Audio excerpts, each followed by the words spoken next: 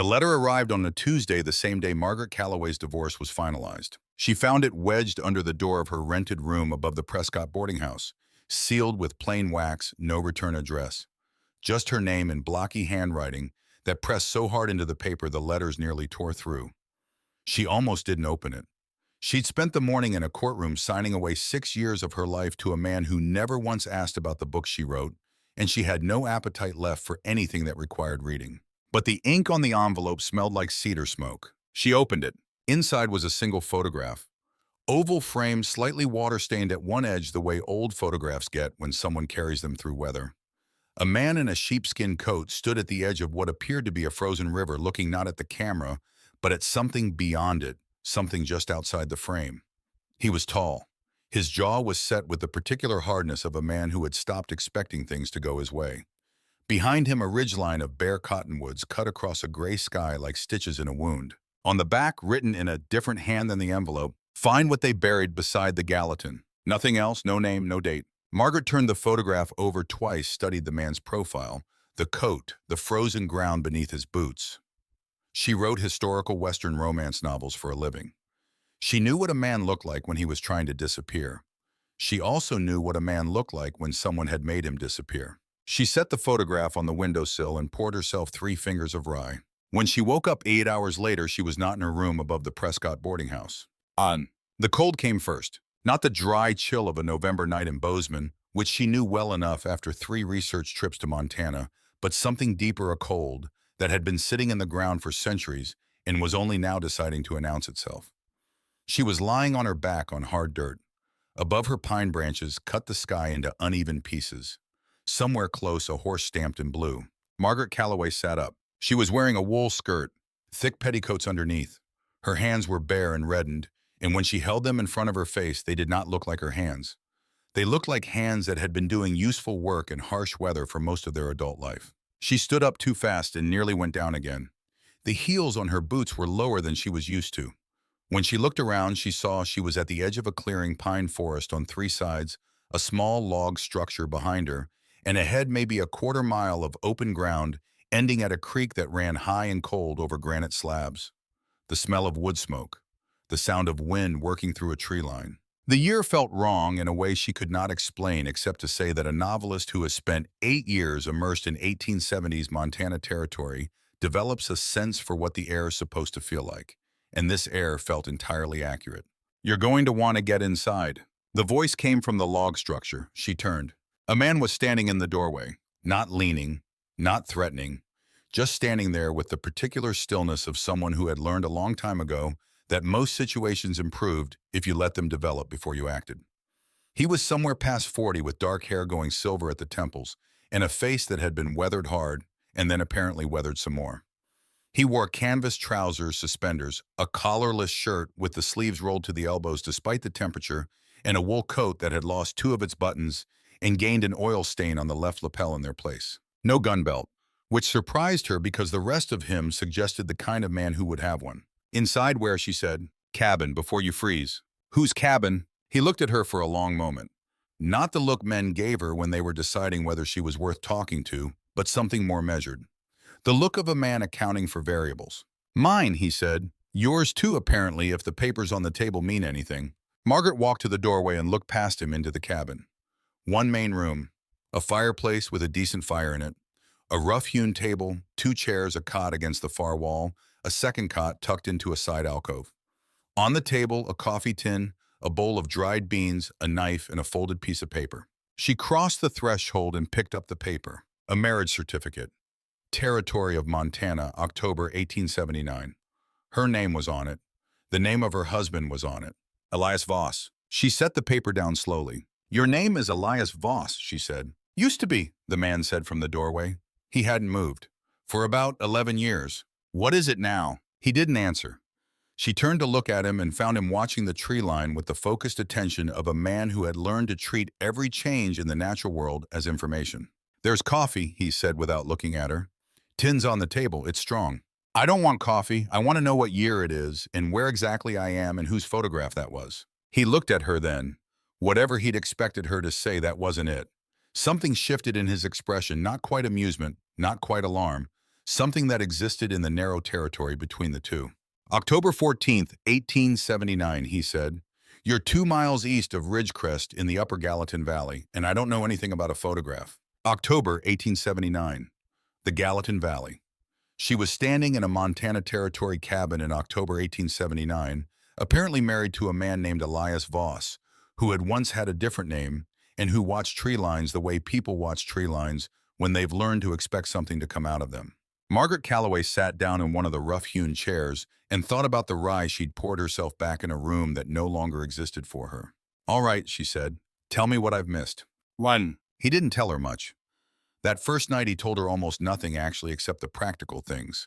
The well was 20 yards northeast of the cabin pump handle stuck if you didn't lift it before you pushed down. The horses, 2 of them, were in a lean-to shelter on the south side. The gelding was named Cobb and was trustworthy. The mare was named February and was not. The nearest town was Ridgecrest, 7 miles west, a settlement of maybe 300 people built around a sawmill, a bank, and 2 saloons. If she needed to go there, she'd need to go alone because he couldn't. "Why not?" she asked. He poured coffee into a tin cup and set it in front of her. "Because there are people in Ridgecrest who would rather see me dead than not." "Are they right to want that?" He sat down across from her and looked at his hands for a moment. They were scarred across the knuckles. Not from fighting, she thought, but from work. Years of it. "No," he said. "They're wrong, but that doesn't change what they want." She drank the coffee. It was strong enough to strip paint. She drank it anyway because it was warm and because she needed something to do with her hands while she took stock of the situation. The situation was this: she was a 37-year-old woman from the year 2026 who wrote Western romance novels and had just inexplicably landed in one. She was, according to a legal document, lying 4 feet away, married to a man whose name she hadn't known 24 hours ago. The man appeared to be in significant trouble of the lethal variety. She had no money, no identification that would mean anything in this century, no cell phone, and no way home that she could currently identify. What she had was the photograph. She found it in her skirt pocket that night, the oval frame slightly bent. Now the man in the sheepskin coat still looking at something outside the frame. She held it up toward the fire. The man in the photograph was Elias Voss. She put it back in her pocket and decided not to mention it until she understood more. Messiam. 3 days passed before she understood even the outline of it. On the first day, she made herself useful because she had nothing else to do, and because she found that her hands knew things she had not consciously learned. She knew how to bank a fire, how to check a horse's hooves, how to sharpen a knife on a whetstone. Research for 8 novels apparently had gone somewhere more permanent than the page. Voss watched her without comment. He was not unfriendly. He was not, she came to realize, particularly practiced at being around people. He spoke when he had something specific to say and was quiet when he didn't, which she found unexpectedly restful after 6 years of a marriage in which her husband had filled every silence with the sound of his own dissatisfaction. On the second day, she rode Cobb into the shallow forested land east of the cabin while Voss repaired the lean-to roof, and she found, half buried under leaves and bark at the base of a boulder, a leather saddlebag. Inside it, a lawman's badge. United States Deputy Marshal, Territory of Montana. Initials scratched into the reverse EV. She put the saddlebag back where she found it and rode Cobb back to the cabin. On the third day, a man came. She heard hoofbeats first, then Voss moving fast and quiet across the cabin floor to the window. He looked out for 2 seconds, then turned. "Go to the back room," he said. "Stay there, don't come out." "Who is it?" "Someone looking for someone." He looked at her with that same measured calculation she'd seen on his face the first day. "If I'm not back in an hour, take February and ride west to Ridgecrest. Ask for a woman named Dorothea Crane at the Whitaker Hotel. Tell her you need work. She'll sort you out. And if you don't come back because you're dead," he almost smiled. It was the first time anything like that had crossed his face. "Then I won't be in a position to apologize for the inconvenience." She went to the back room. He went outside. She gave it 45 seconds before she moved to the window. There were 2 of them, not one. Both on horseback, both carrying rifles across their saddles in the casual way of men who wanted you to see the rifles without having to point them at you directly. The man in front was heavy-set, with a lawman's star pinned to a dark coat. Behind him, younger, watching the tree line the same way Voss watched it. She couldn't hear most of it. Pieces reached her through the chinking in the logs. The word property, the word warrant. Voss's voice, flat and steady, agreeing to nothing, conceding nothing, offering the men coffee he knew they wouldn't accept, which told her he'd done this before. After a time, the two men rode away. Voss came back inside and saw her standing at the window. "I told you to stay in the back room," he said. "I did stay there, I just looked out the window from it." She turned. "That was a deputy sheriff." "Deputy Harlan Calk," he said, "and his brother." "What did they want?" "Same thing they've wanted for the last 2 years." He went to the fire and crouched in front of it, adding a piece of wood with the unhurried movement of a man rearranging a conversation. "Me in chains. What do they think you did?" He was quiet for long enough that she thought he wasn't going to answer. "They think I murdered a federal deputy marshal," he said finally, "a man named Elias Voss." The room was very quiet except for the fire. "You," she said. "Me." He looked at the fire. "According to official records of the territory of Montana, I died in August of 1877, shot in the back at a river crossing outside Ridgecrest, buried in the churchyard there." He paused. "I attended the funeral from a distance. 12 people came." Margaret sat down on the cot. "You're telling me you were a federal deputy marshal," she said, "and that someone murdered you on paper." "Someone murdered my name, my record, and my standing," he said. "They couldn't quite manage the rest." "Why?" He stood up from the fire. "Because the week before I died on paper, I found evidence that someone in Ridgecrest had been running a scheme for 5 years. Land records forged, homesteaders pushed off their claims, mortgages defaulted on properties that were never actually delinquent. A great deal of money routed through a respectable institution, ending up somewhere it had no business being." He looked at her. "I put my evidence together and I went to file it in Helena. I was stopped before I could. And the evidence, gone. The witnesses I'd spoken to stopped talking. 2 of them stopped existing." He said this the way he said most things, with a flatness that was not coldness, but rather the tone of someone who had processed a thing so many times it had worn smooth. Deputy Marshal Elias Voss, record of service 11 years, died under ambiguous circumstances, and was buried with considerably less ceremony than the lie. Margaret was quiet for a moment. Then she said, "The badge I found, east of here in a saddlebag under a boulder." He looked at her. "You have good eyes. I've spent 8 years reading primary sources from this period. I know where men hide things they can't afford to lose." She watched his face. "You kept it." "It was earned," he said simply. She thought about the photograph in her pocket, the man looking at something outside the frame, something that hadn't made it into the picture. She thought about what was written on the back of the photograph she'd found in her boarding house room, the photograph that had somehow crossed a century and a half to find her. Find what they buried beside the Gallatin. Not his body, his name, his proof, his right to exist in daylight. She looked at the man who had been a federal marshal, who had watched his own funeral from the trees, who was currently subsisting in a 2-room cabin 2 miles from the people who had tried to erase him, and who had offered her coffee on her first morning and told her the mayor was not to be trusted.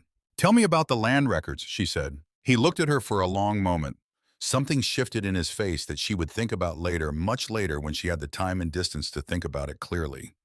It was the look of a man who had stopped expecting to be taken seriously and was not sure how to accommodate the experience of being taken seriously again. "It'll take a while," he said. "Good," she said. "Start with the beginning. I have questions." Ridgecrest in October 1879 was the kind of town that looked orderly from a distance. Wide Main Street, painted storefronts, a proper church, with white clapboard siding, a hotel, with a porch railing that someone actually kept whitewashed. The kind of town that attracted the admiring attention of Eastern newspapers looking for evidence that civilization was taking hold on the frontier. Margaret arrived on Cobb that first Friday alone with $12 in coin that Voss had pressed on her without explanation, and a list of things to ask about without mentioning his name. She found Dorothea Crane at the Whitaker Hotel not because she needed work, but because Voss had said the woman could sort her out, and she decided that sorting out was her immediate priority. Dorothea turned out to be 60 years old, formidably built, with iron gray hair pinned up under a felt hat, and the expression of a woman who had been making assessments of new arrivals for several decades and had gotten quite good at it. "You're new," Dorothea said. "3 days," Margaret said. "Where from?" "East," Margaret said, which was true enough across the longest possible scale. Dorothea studied her for 10 seconds. "You've got the look of someone trying to figure out who to trust." "Does that look worry you?" "Only in people who don't have a good reason for it," Dorothea said. "You want coffee and a conversation, or just a conversation?" "Both," Margaret said. They sat in the hotel dining room. Dorothea poured from a pot that was notably better than what Voss kept in the cabin. Margaret drank it and asked questions, and Dorothea answered most of them, And by the end of the conversation, Margaret had a working map of Ridgecrest that included not just its geography, but its architecture of power. The Ridgecrest Territorial Bank, she learned, was the institutional spine of the valley. Every mortgage in the surrounding territory, every business loan, every land purchase of any consequence ran through it. Its director was a man named Harlan Calk, senior father of the deputy who'd come looking for Voss, which piece of information settled into Margaret's chest like a stone. But the bank's most prominent figure, the one everyone spoke of with the particular mixture of admiration and gratitude that attached to true local benefactors, was not Harlan Calk Sr. It was his partner, a woman named Josephine Aldridge. She had come to Ridgecrest 11 years ago with a small inheritance and a reputation for business acumen, and she had built both into something considerable. She funded the church restoration. She endowed the school. Her name was on a plaque at the Ridgecrest Civic Library, which she had donated from her personal collection. She was spoken of as the kind of person whose presence made a town better. Margaret drank her coffee and filed every word. Bob. She rode back to the cabin with the sun low and the cold coming down from the ridge, and she found Voss splitting firewood in the yard with the methodical regularity of someone whose body needed something to do. Josephine Aldridge, she said before she'd even tied Cobb. He stopped mid-swing, set the maul down, turned to look at her. Where did you hear that name? He said. From the woman at the hotel. Who is she to you? He was quiet for a moment. The cold air moved around them. She was the county land registrar's office manager. He said in 1876 and 1877, which is how she had access to the documents. And she was the one who introduced me to the man whose testimony I was relying on the day before that man rode out of the county and was never seen again. Is she still in Ridgecrest? As far as I know. She's a partner at the bank, Margaret said. She's beloved. The church, the school, the library. His jaw worked. She'd want to make herself indispensable, or she'd want to make herself untouchable. Margaret untied Cobb and led the horse toward the lean-to, which amounts to the same thing, but the method is different. She glanced back at him. How much of the original evidence do you still have? He was quiet long enough that she turned to face him fully. Some, he said. Where? He looked at her with that measuring calculation, the variable accounting look.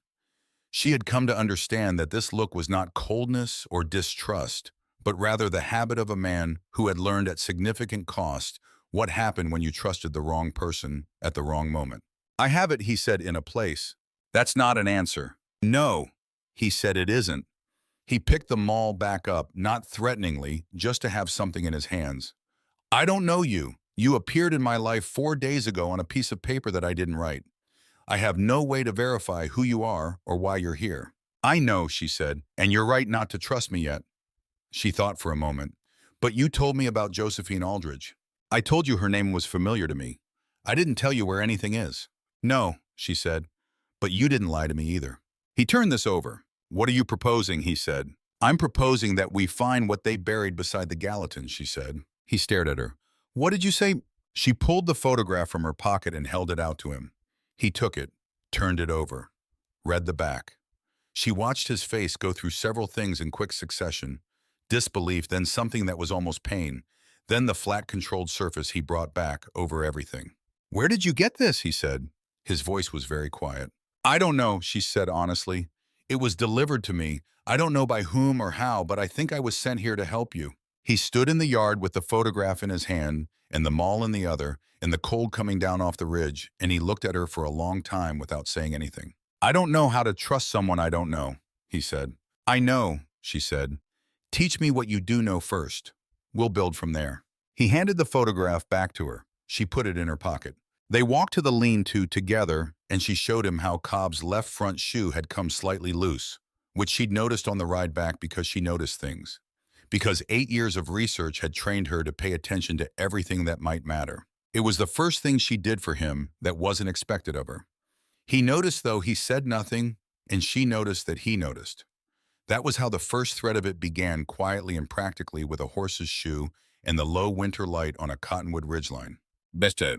The bounty poster appeared on Monday. Margaret found it at the edge of town when she rode in for provisions nailed to the post of the feed merchant's storefront with the particular authority of official documents posted in prominent places.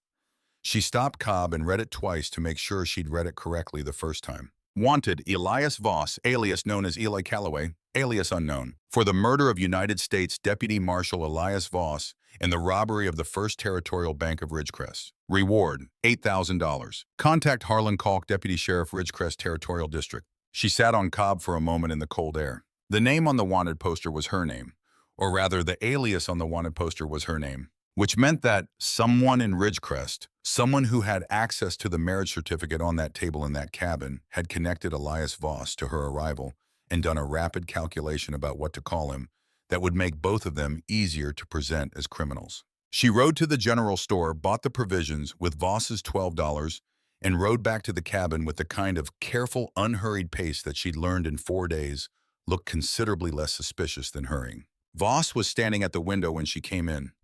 He'd seen something on her face.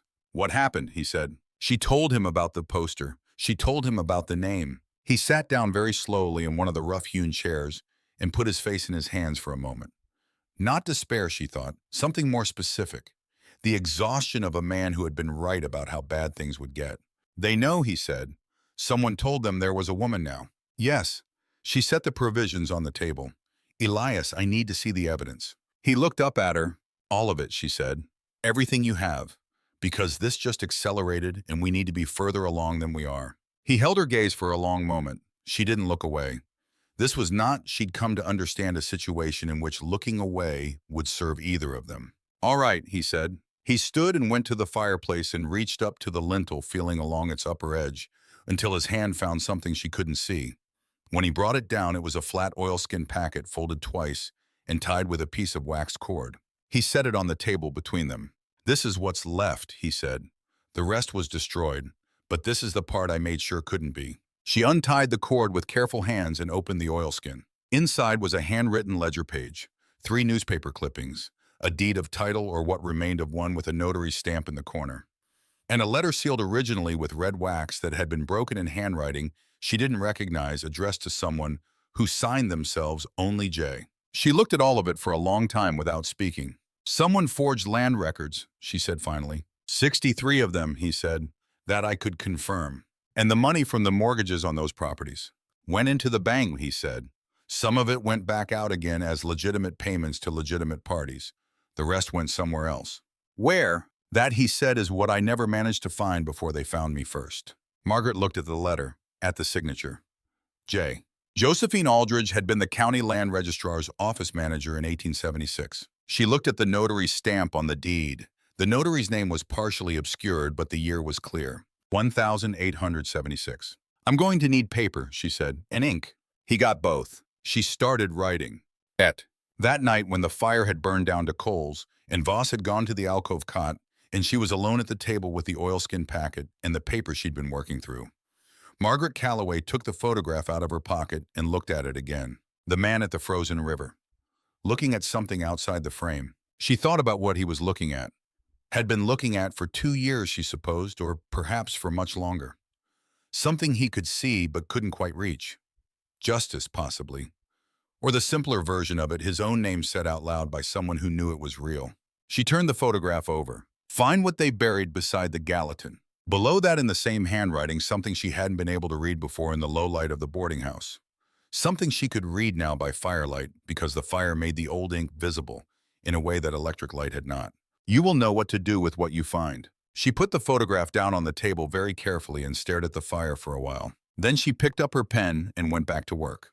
The days had a pattern to them, which she was grateful for, because pattern was something to hold on to when everything else was without precedent. She woke before Voss most mornings, which surprised her initially, though it stopped surprising her when she understood that he spent the early hours before dawn in a particular state of alert rest that was neither fully sleep nor fully waking. He'd explained this on the 4th night when she'd asked directly, because she was learning that asking directly was the most efficient approach with a man who did not fill silences voluntarily. "You sleep lightly," she'd said. "I sleep light enough," he'd said, which was a different claim, and she'd noted the difference. "How long has that been the case?" A pause. 2 years, roughly. 2 years of listening for footsteps. 2 years of being in the kind of trouble that didn't announce itself politely before it arrived. She'd written characters in that situation, men and women who'd lived long enough in danger that danger had become the default texture of their days. She tried to render the physical quality of it the way it changed a body's relationship to rest. She thought watching him come awake in increments over the first cup of coffee that she'd gotten the quality approximately right, but had not gotten the cost of it, the specific tired weight that lived behind the eyes. She got up and made the fire and started the coffee and worked on her notes while the cabin warmed, and when he came fully awake and came to the table, they drank coffee together in a silence that was increasingly comfortable, which she recognized as one of the more telling forms of compatibility. On the fifth day, she asked him to show her the valley. Not toward Ridgecrest, not toward people, but east and north, where there was nothing but terrain.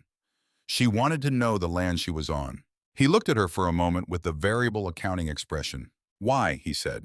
"Because I can't understand a place without walking it," she said, "and I need to understand this place." He saddled the horses. They rode east for 2 hours through terrain that she stored carefully. A creek system that fed the Gallatin from the northeast, a stand of old-growth ponderosa on a south-facing slope that had been burning in spots from a lightning strike years ago, and was growing back in the particular patchy way of recovering forest a bench above the creek where the ground was sheltered and south-exposed, and which she thought grow a kitchen garden well. She noted the bench without comment. Voss noted her noticing it, which she also noted. The mountains above the valley had the kind of scale that she'd seen in photographs and paintings, and had never quite believed could be real until she was standing under it. It pressed down differently than altitude on a page. It reorganized the sense of proportion. She felt smaller than she'd felt in years, which she found unexpectedly clarifying. "You're from a city," Voss said. He said it as an observation, not a question or an accusation. "Yes," she said. "You're adjusting faster than most city people do," he said. "I've spent a lot of time reading about this place," she said. "The reading was preparation. I just didn't know I was being prepared." He considered this. He had a quality of actually considering things, actually turning them over rather than moving past them into the next thing that she'd begun to value in a way she couldn't quite articulate. It was related, she thought, to the quality of his attention generally. He did not make assumptions about the world when he could verify. He did not accept a surface when he could look at what was underneath it. "What did you write," he said, "before you came here?" She looked at the mountains. Stories, long ones, about this kind of country usually, about the people who lived in places like this. Why? She'd been asked that question in 100 interviews and had 100 interview-appropriate answers for it. She didn't use any of them. "Because it seemed like the truest place," she said, "the most honest version of what people were. When there's nothing between you and the elements except what you've built yourself, people are what they are." He was quiet for a moment. "I never thought of it that way," he said. "This country, I was born in Ohio. I came west because the law needed people out here, and I was good at the work." He paused. "But you're not wrong about it. People out here don't have the same capacity for pretending." She thought about Josephine Aldridge, who had apparently found considerable capacity for pretending in this country. She kept the thought to herself because the evidence for it was still thin and she wasn't ready to show her hand. "Tell me more about the law work," she said. He told her, riding back through the ponderosa forest as the afternoon light went golden and slant on the snow, about 11 years of riding circuit in the territory, and the particular accumulation of cases that a deputy marshal saw claim. Disputes, robbery, the occasional murder, the paper and legal work of establishing property rights in a territory where property rights were still being negotiated with the brute force of whoever happened to be on the land. He'd been good at the paperwork, better than most. He'd cared about getting it right because property disputes that were not correctly resolved had a habit of becoming violent disputes, and violent disputes had a habit of ending in the kind of waste that stayed with you. "You're a lawyer as much as a lawman," she said. "The good ones usually are," he said. "Out here, the badge means nothing if you can't back it with something that holds in court." She thought about the evidence in the oilskin packet, about the care with which it had been assembled, about the man who had kept it for 2 years in a cabin 2 miles from his enemies, because it was true, because it would hold in court, because even when there was no court that would hear it, he kept it so that when the court came, it would be ready. That night she asked him about his years before the territory. He told her about Ohio briefly because Ohio was not what he thought about. He told her about the first year in Montana, which had been harder than he'd anticipated in specific and instructive ways. He told her about a case in 1872 that had established for him the difference between enforcing the law and serving it, which were related but not identical.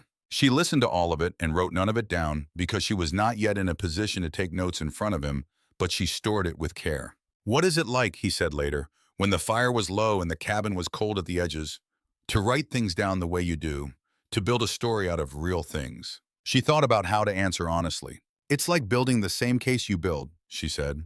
"Evidence, sequence, the things that look like details but are actually load-bearing.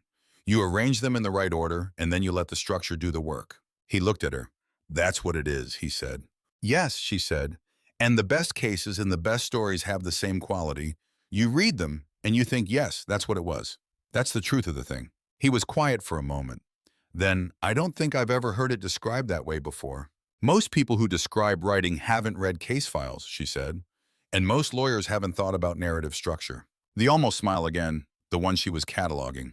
"Get some sleep," he said. She got some sleep. The first snow came on October 19th and stayed. It was not the dramatic blanketing that novels describe, not the kind that transformed the world overnight into something clean and forgiving. It was a working, snow-heavy, and purposeful, the kind the valley needed to fill the high creek beds and settle the dust from the last dry weeks of October. It was the kind of snow that made travel difficult and fires necessary, and the space inside a two-room cabin considerably smaller than its actual dimensions. Margaret worked at the table every morning by firelight before the sun was high enough to reach the single east-facing window. She had begun organizing what Voss had given her, cross-referencing the ledger page against her memory of what Dorothea Crane had told her about the valley's land history, trying to build a map of the scheme in chronological order. The thing about fraud, she had written novels about it enough times to understand the architecture of it, was that it was almost never spontaneous. It was a structure built piece by piece over time, and structures left traces in the building. The traces were in the doing, the forged signatures, yes, but also the legal witnesses who should have been present and weren't, the notary dates that didn't match the dates of court filing, the taxes paid on properties that had theoretically changed hands through foreclosure and shouldn't have incurred any. "You're doing what?" Voss said on the third morning, looking over her shoulder at the table covered in her notes. "Cross-referencing," she said. "Hand me that ledger page again." He handed it over. He'd begun doing this, she noticed, without the pause he'd had at first. The checking the variables pause. He still did it for most things, most requests, most moments that involved handing over control of anything. But not for the ledger page now. That pause had worn smooth. "This entry here," she said, pointing, "property transfer dated March 1877, the Hendricks family claim on Willow Creek." "I remember it," he said. "They were pushed off their claim the previous November. But this shows a bank mortgage issued on the property in December 1876, which means someone was issuing mortgages on property they were simultaneously planning to foreclose on." "That was the mechanism," he said. He sat down across from her. "Issue the mortgage, collect the payments, then manufacture a default foreclosed sell to an affiliated buyer at below market price. The bank made money 3 times on the same property." "The affiliated buyer," she said. "Do you have any names?" He reached across the table and turned the ledger page over. On the back, in his cramped handwriting, was a list of 4 names. She didn't recognize 3 of them. The 4th was Harlan Cox Sr. "The deputy's father," she said. "The deputy's father," he confirmed. She wrote it down. And Dorothea Crane became in the second week something Margaret had not expected, an ally. It happened obliquely. Margaret rode into Ridgecrest on Thursday for provisions and to listen, which had become her primary occupation in town.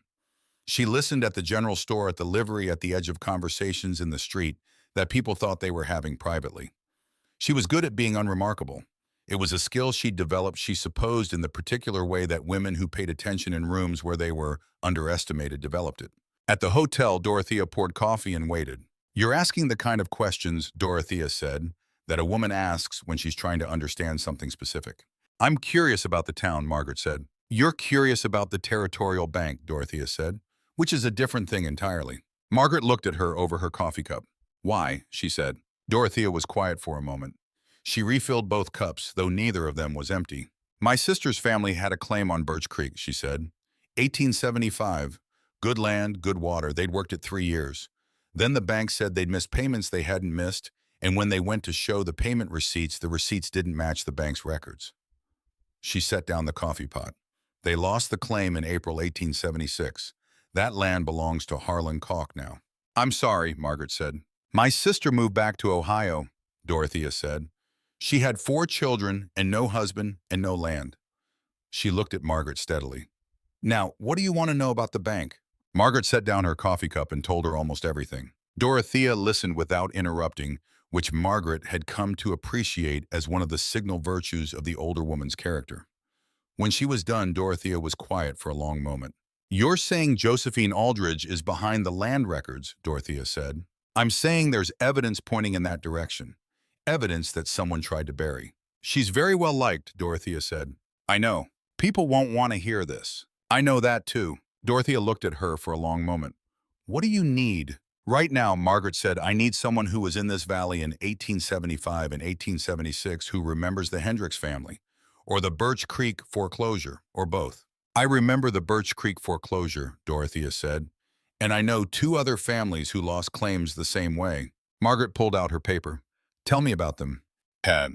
She rode back to the cabin that afternoon with 6 pages of notes and the names of 4 people who had lost land claims to what they'd been told were mortgage defaults, all in the period between 1875 and 1877, all in the Upper Gallatin Valley. Voss was in the yard when she came back working on the lean-to roof, and she could tell from 50 yards that something had happened. The way he held himself, the particular quality of his stillness when she rode in, the way he looked at the tree line before he looked at her. "Calk's brother came again," he said. "What did he want?" "He came with a federal warrant this time." He climbed down from the roof. "Someone has filed charges in Helena. My execution is being requested." She absorbed this. "For the murder of yourself." "Apparently the territorial court finds that less paradoxical than I do." He looked at her. "If the warrant is served, I'll be taken to Helena for trial." "Then we can't let the warrant be served," she said. He looked at her. "That's a simple statement with a considerable amount of problem inside it." "Yes," she said, "that's why we need to work faster." She tied Cobb and began walking to the cabin. "Come inside. I need to show you what Dorothea told me." He followed her. She spread her notes on the table. He stood beside her close enough that she was aware of the smell of pine sap and sawdust from the roof work, and read over her shoulder while she walked him through what she'd gathered. His breathing changed slightly when she got to the list of dispossessed families. She was close enough to notice. "You knew some of them," she said. "The Hendricks family had 3 girls and a boy," he said. "The youngest couldn't have been more than 6 when they lost the claim." His voice stayed flat. The flatness she'd come to understand was not the absence of feeling, but its containment. "I went to see them before I went to Helena. I told them I was going to fix it." She didn't say anything for a moment. "We will," she said. He looked at her. The fire was low and the cabin was cold at the edges, and he stood there in his rolled-up shirt sleeves looking at her with that expression she'd seen only 2 or 3 times, the one that existed in the territory between disbelief and something she didn't have a name for yet. "You say that as if it's a decision that's already been made," he said. "It has been," she said. "Someone sent me here to help you. I'm helping." She looked back at the notes. "Now tell me about the witness you were relying on. The one Aldridge introduced you to. What was his name?" A pause. "Calvin Marsh. And he disappeared before you could get to Helena. Rode out in November of 1877 and nobody saw him again." "Dorothea Crane knows most of the people in this valley," Margaret said. "I'm going to ask her if she knows where Calvin Marsh went." Voss was quiet for a moment. Then, "She'd be taking a risk helping with this." "She knows that," Margaret said. "She also lost her sister's family over this. People who have lost things, they have a different relationship to risk." He was quiet again.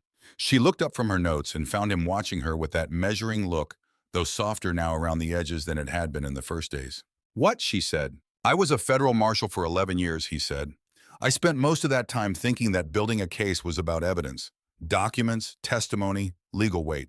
"It is," she said. "I'm beginning to think it's also about the right person to build it," he said.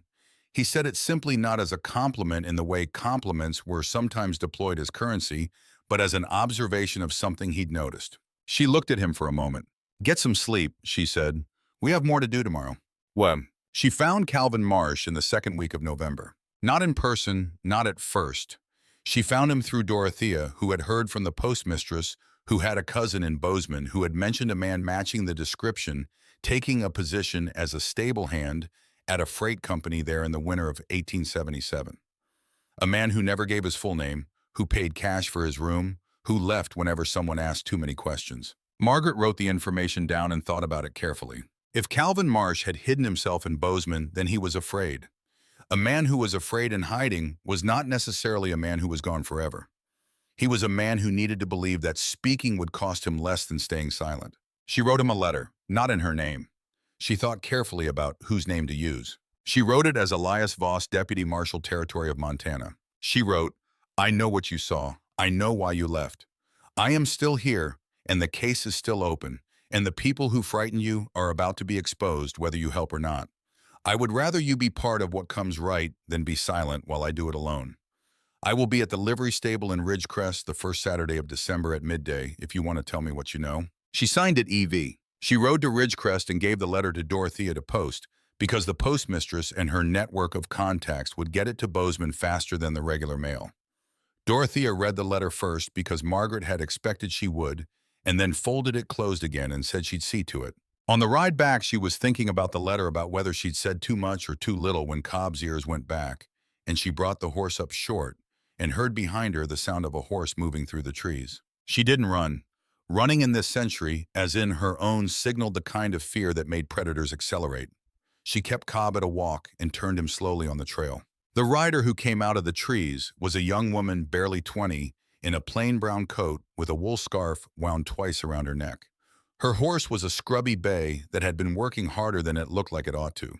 "Mrs. Calloway," the woman said. Margaret looked at her. Nobody in Ridgecrest knew that name except Dorothea. "I'm not going to ask how you know my name," Margaret said carefully. "My name is Ada Perkins," the young woman said. "My father was Benjamin Perkins. He had a claim on Willow Creek until 1876. He died 2 years after we lost it. My mother said it was his heart, but I know it was the land." She met Margaret's eyes with the direct, unsentimental gaze of someone who'd been carrying something heavy for a long time. "Dorothea Crane told me you were asking about the bank. She said you had someone who might be able to help." "Possibly," Margaret said carefully. "I kept my father's papers," Ada said. "Every payment receipt, every letter from the bank, every document he ever signed." She reached inside her coat and produced a worn leather folder tied with a string. "He knew something was wrong. He kept everything. He said, 'Ada, you keep these because the day will come when they matter.'" Margaret looked at the folder. "May I?" she said. Ada handed it over. Inside, in meticulous order, was a paper record of exactly what Dorothea had described. Payment receipts, bank correspondence. A letter from the bank claiming default on dates where receipts showed payment. And at the back, 2 sheets of paper in a handwriting she now recognized from the letter in the oilskin packet. The same hand as the letter signed only J. She looked up from the folder. "Your father kept these for years," she said. "He kept them until the day he died," Ada said. "And then I kept them. Will you let me copy them?" "I'll do better than that," Ada said. "I'll come with you to wherever you're going with all of this. I've been waiting 2 years for someone to ask the right questions." Margaret looked at her for a long moment. She thought about Voss, alone in the cabin, rebuilding a case that the whole institutional weight of Ridgecrest had tried to demolish. She thought about the photograph. Find what they buried. "How do you feel about meeting the man they killed on paper?" she said. Ada Perkins didn't blink. "I'd say it's about time." She brought Ada back to the cabin. Voss answered the door the way he answered everything that surprised him, with absolute stillness, and then a carefully deliberate movement that bought him time. He looked at Ada, he looked at Margaret, he looked at the folder in Margaret's hand. "Ada's father was Benjamin Perkins," Margaret said. "Willow Creek claim, 1876. Something moved across his face. "I know that name," he said quietly. "Yes," Ada said. "You came to see us in October of 1877. You sat at our table and told my father you were going to fix it." She said this without accusation, just the statement of a fact. "I was 17. I remember everything about that afternoon." A long pause. "I'm sorry," he said. "I tried." "You didn't finish," Ada said. "We're going to finish it now." He stood back from the door. They came inside. They spread Ada's documents across the table alongside the oilskin packet. Margaret sat in one chair, Ada in the other, and Voss stood at the end of the table because there were only 2 chairs, and they worked through the documents together, building a chronological map of the scheme that was more complete than any of them had had separately. The Perkins payment receipts were the most important piece because they were receipts from the bank itself, stamped and signed, that directly contradicted the bank's official records of default. 2 documents, both official, both signed by bank representatives, saying opposite things about the same account on the same dates. "Fraud," Voss said. "Demonstrable fraud," Margaret said. "Which is different." Ada looked between them. "Is it enough?" "It's a foundation," Margaret said. "We need Calvin Marsh if we can get him. We need someone who can testify to what the documents in Aldridge's office looked like before they were altered." She paused. And we need someone who will hear it. A judge, Voss said. One who isn't connected to the Koch family or the territorial bank, Margaret said. Which probably means Helena. Helena means federal court, Voss said. Which means presenting myself as a man who officially doesn't exist. You existed, Ada said. You have a badge. You have 11 years of service. The records they destroyed were theirs, not yours. He looked at her. She's right, Margaret said quietly. He turned and looked at the fire for a moment. The muscles in his jaw worked. There's a circuit judge, he said. Robert Fenton. He comes through Bozeman every 6 weeks. He's from Ohio. No connections to this valley that I know of. He paused. He was appointed federal in '74. He's the kind of judge who believes in evidence. When is he next in Bozeman, Margaret asked. First week of December, he said. She thought about the letter she'd sent Calvin Marsh. The first Saturday of December at midday. Then we have about 3 weeks, she said. She looked at the documents on the table, the careful accumulated weight of them. The work of 2 years in a cabin 2 miles from the people who had tried to make Elias Voss into a ghost. Tell me about Judge Fenton, she said. Tell me everything. Hey. The morning of November 22nd, Margaret woke before light to the sound of Voss moving quietly in the main room. She lay still for a moment listening. He did this occasionally move through the dark cabin with the habit of a man accustomed to remaining alert in sleep. She had stopped being startled by it. She had stopped around the second week being startled by much of anything that had to do with him. She got up. He was at the table with a single candle looking at the documents. Couldn't sleep, he said without looking up. No, she said. She sat across from him.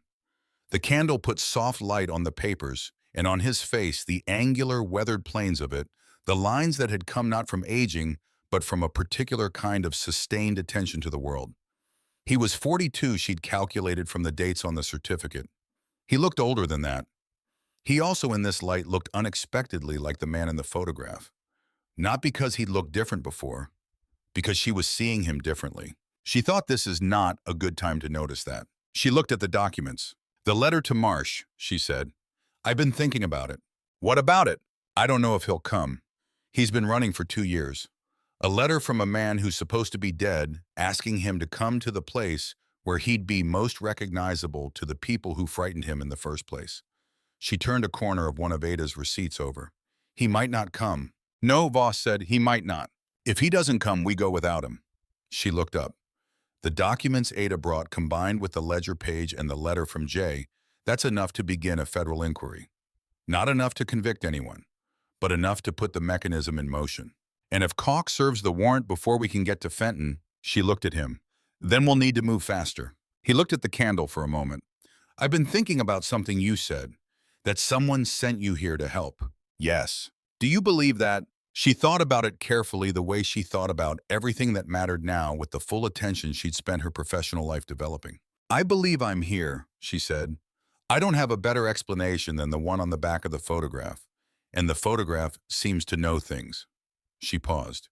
In the work I did before the writing, I spent years thinking about what made a story mean something. I think it has to do with the idea that certain problems require certain people, that a case like this one needs someone with a specific kind of mind and a specific kind of stubbornness and a specific kind of nothing left to lose. She looked at him. That's me. I'm recently divorced. I'm several decades removed from everything I know, and I have nothing here except this. She gestured at the papers. So I'm going to do it. He was very quiet. You said nothing left to lose, he said. When I arrived, yes. He looked at her. He didn't say anything else. He didn't need to. Margaret looked back at the documents. Get some sleep, she said. I need you sharp for what comes next. He went back to the alcove. She stayed at the table with the candle and the papers and the photograph, in the particular cold certainty that had settled into her chest over the last 3 weeks and showed no sign of leaving. Find what they buried beside the Gallatin. The land, the records, the evidence, the man they tried to erase. She was finding all of it, piece by piece, the way you found anything that mattered by not stopping when it got hard. She picked up her pen. She went back to work. On November 28th, Ada Perkins arrived at the cabin before noon with a face that meant news. She'd been to Ridgecrest the day before. The territorial bank, she reported, had posted a notice in the hotel and at the general store and at the church. Effective December 1st, the bank would be conducting an audit of all outstanding land mortgages in the Upper Gallatin Valley. Any discrepancies in records would be addressed at the bank's discretion. Margaret read the notice Ada had written down, and then she read it again. They know, she said. They know someone is asking questions. They know, Voss said from the window. An audit means they'll be altering records to match whatever story they want to tell before anyone official gets a look, Margaret said. Which means we have less time than I thought. How much less? Ada asked. If Fenton is in Bozeman the first week of December, we need to be there the same week, before the audit is complete. She looked at Voss. How fast can we get to Bozeman? Normally 2 days, in this weather 3. We need to leave by November 30th at the latest. She looked at Ada. Are you in? I told you, Ada said. I've been waiting 2 years for someone to ask. Margaret looked at Voss. He was still at the window watching the tree line. When he turned to face her, the look on his face was the one she'd begun to know in the quiet evenings, when the fire was low and the cabin was cold at the edges, the one that lived in the territory between disbelief and something that didn't have a name yet. I'll get the horses ready, he said. There was, she thought, a version of this story where she stayed in the cabin and sent him with the documents while she waited somewhere safe. She'd thought about it briefly on the second day, in the rational way you thought about things, when the only criteria were self-preservation and probability of success. That version had a significant flaw. The flaw was that she didn't want to wait in the cabin. She wanted to be there. She wanted to see what happened when the evidence landed in front of a federal judge. She wanted to be in the room. 8 years of writing stories about the frontier from a distance, and it turned out the one thing no amount of research prepared you for was the particular quality of the cold when you stepped outside on a Montana November morning, knowing the thing you were going to do that day mattered. She pulled her coat on. She went outside to help saddle the horses. They left before dawn on the 29th. 3 riders, 2 horses, and a mule, borrowed from Dorothea Crane, who had provided it without comment, along with a canvas pack full of food and a look on her iron-gray face that said she expected to hear something worth hearing before Christmas. The documents were in a leather case Voss had constructed from 2 pieces of saddlebag leather and a length of waterproofed cord.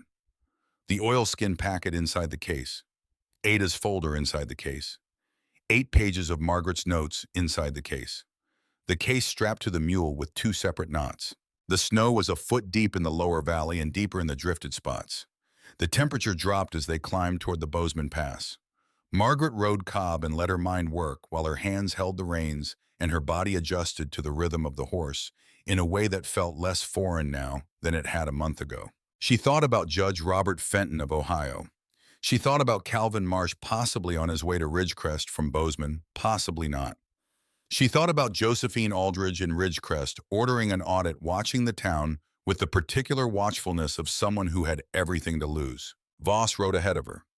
February, the untrustworthy mayor chose to be trustworthy in the cold, which he'd predicted. He had a quality she'd noticed of being right about practical things, about which wood burned hot, which trail held the best footing in the snow, which clouds meant more weather and which were passing, about what people wanted and what would stop them and what would not. He'd been right about her too. He'd said on that third day that he didn't know how to trust someone he didn't know. She'd told him to teach her what he did know and they'd build from there. He'd built slowly, carefully, 1 piece at a time, the ledger page first, then the names on the back, then the oilskin packet, then the night at the table when he'd told her about Benjamin Perkins, 3 daughters, 1 boy the youngest, barely 6 years old. She thought he is a man who keeps his word, which is why it broke something in him when the circumstances prevented him from keeping it. She thought, I'm going to help him keep it. Cobb stumbled slightly on a patch of ice and she corrected without thinking, and Voss looked back at her from ahead and she nodded fine, and he nodded back and faced forward again. She pulled her coat tighter and rode toward Bozeman through the snow. Bye. The nights got longer in November. She had known this intellectually because she had written about frontier winters many times and had researched the rhythm of them, the early dark and the long cold, and the way time stretched and compressed differently when you were burning wood for heat rather than turning a dial. But knowing it from research was not the same as knowing it from inside a 2-room cabin in the upper Gallatin Valley, with the snow a foot deep outside and the dark coming on by 4 in the afternoon. She found she didn't mind it. This surprised her because she'd spent most of her adult life in cities where the dark was never fully dark and the silence was never actually silent. She had thought of herself as someone who needed the ambient hum of civilization to think properly. What she discovered in November in the cabin was that the quiet was not empty but full of the fire and the creek and the particular nighttime sounds of a valley in early winter, the settling of wood, the occasional distant coyote, the wind in the ponderosa on the slope above the cabin. She thought better in it than she had in years. Voss worked on the cabin during the daylight hours, which were not many. Small repairs, the kind of maintenance that a place needed when it had been used hard and not tended properly, loose chinking, and a door that needed rehinging, and a new length of flue pipe for the stove. He worked with the focused, unhurried competence she'd come to expect from him at practical tasks, and she worked at the table with her notes, and by midday they usually had coffee and whatever there was for a meal, and they talked about the case, or didn't talk at all equally. She had been in bad silences before. Her marriage had been full of them, the silences that were not rest, but withdrawal, the quiet of a house where two people had stopped trying to reach each other. This silence was not that.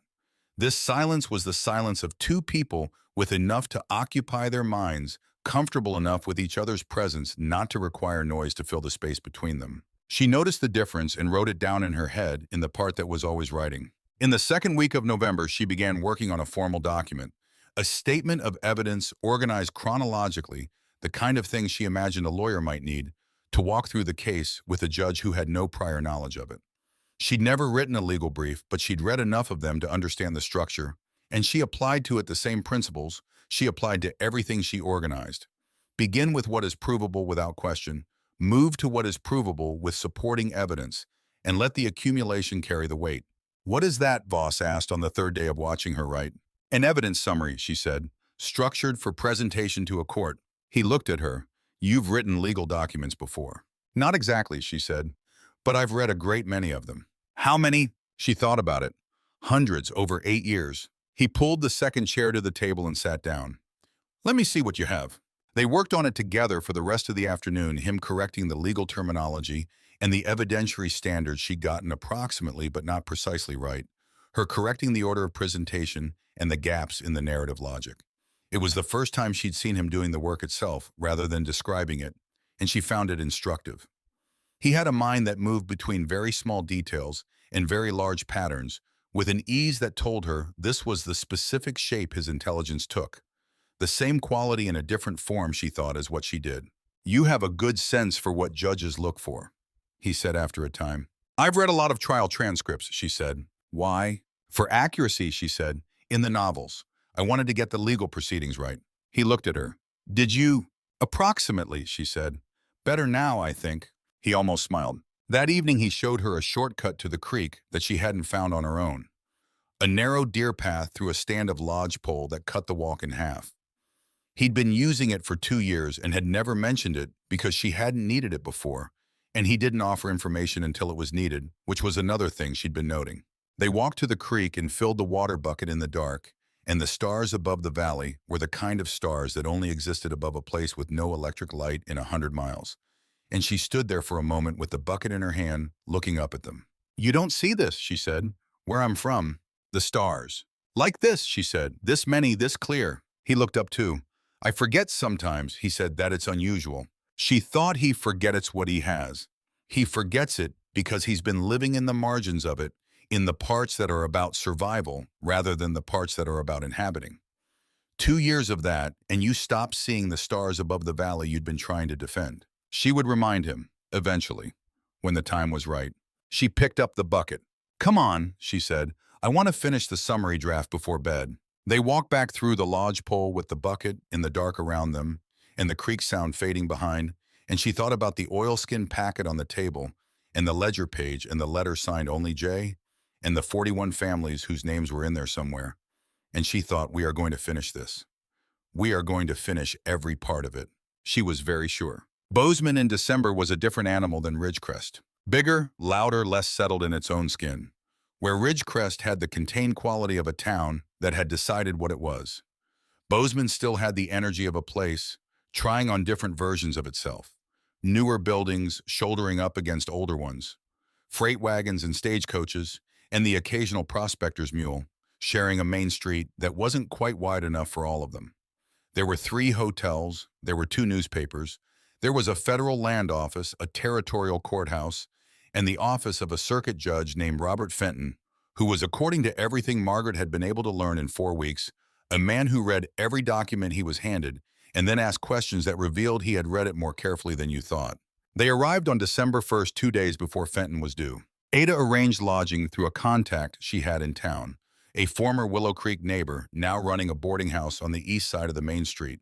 Voss stayed there under the name E. Calloway, which was now, Margaret reflected, technically his legal name, and she stayed in the adjacent room, and Ada took the room at the end of the hall. And for the first night, they sat in the small common room and went through every document again. "We need someone to present this to Fenton directly," Margaret said. "He won't take an informal filing from a woman and a man with a death certificate and a rancher's daughter." "Who does he take filings from?" Ada asked. "He takes them from attorneys," Voss said, "or from peace officers." "I'm working on an attorney," Margaret said. Both of them looked at her. "A contact of Dorothea's," she said. "His name is Leonard Hoyt. He practiced in Helena for 12 years and moved to Bozeman last spring when his wife's family needed him. He's not connected to Ridgecrest or the Territorial Bank." "How do you know that?" Ada asked. "Because I asked Dorothea to find out, and Dorothea is very thorough." Margaret paused. "I've written him a letter. I'm going to deliver it tomorrow morning." Voss looked at the documents on the table. His face had the particular quality it had when he was doing his variable accounting, and she'd learned to let him do it to wait while he turned the situation over and examined it from the angles he needed to examine it from. She watched him and waited. "What does the letter say?" he said. "It says that I have evidence of systematic fraud in the Upper Gallatin Valley land records dating to 1875 that I am prepared to present to Judge Fenton in the week of December 3rd, and that I require representation to ensure the evidence is heard through proper channels." She paused. "It says the matter involves federal property rights and a federal officer's record of service." "It doesn't mention me by name," he said, "not a question." "Not in the letter," she said. "That's a conversation I want to have in person with an attorney present." A pause. "All right," he said. She went to her room and lay awake for a while, listening to the sounds of Bozeman at night. Different from Ridgecrest, more of it. More voices, more movement, more of the particular ambient hum of a place where people were deciding things. She thought about home. Not as a longing exactly. More as a fact she was becoming less certain of the terms of. The boarding house above the Prescott. The novel she'd been working on when all of this started. The divorce papers she'd signed on a Tuesday that felt like a different person's Tuesday now. She thought about Voss on the other side of the wall doing his own version of not sleeping. She put it away. There would be time for thinking about things that didn't require immediate action after the immediate action was complete. That was the discipline she'd found of the last 5 weeks. The case first, everything else after. Washeta. Leonard Hoyt was a compact man in his middle 50s with careful eyes behind wire-rimmed spectacles and the desk of someone who read everything before he filed it. He received Margaret in his office on the morning of December 2nd, read her letter while she waited, and then looked at her over the spectacles. "Federal land fraud," he said. "Systematic and documented," she said, "involving the Ridgecrest Territorial Bank, involving the bank officer and the previous county land registrar's office." He looked at the letter again. "You say this involves a federal officer's record of service." The officer who compiled the original evidence was a deputy marshal. He was prevented from filing it in Helena in 1877. The manner in which he was prevented included the falsification of his death, an active warrant for his arrest on charges manufactured by the parties he was investigating, and the destruction of most of his documentation. Hoyt removed his spectacles, cleaned them, put them back on. "You're telling me a dead man's case." "I'm telling you a living man's case," she said. "The death was falsified. He's in Bozeman." A long pause. "I need to see the documents," Hoyt said. "They're at the boarding house," she said. "When would you like to come?" He looked at his calendar. "This afternoon, 2 o'clock. "We'll expect you," she said. She stood up.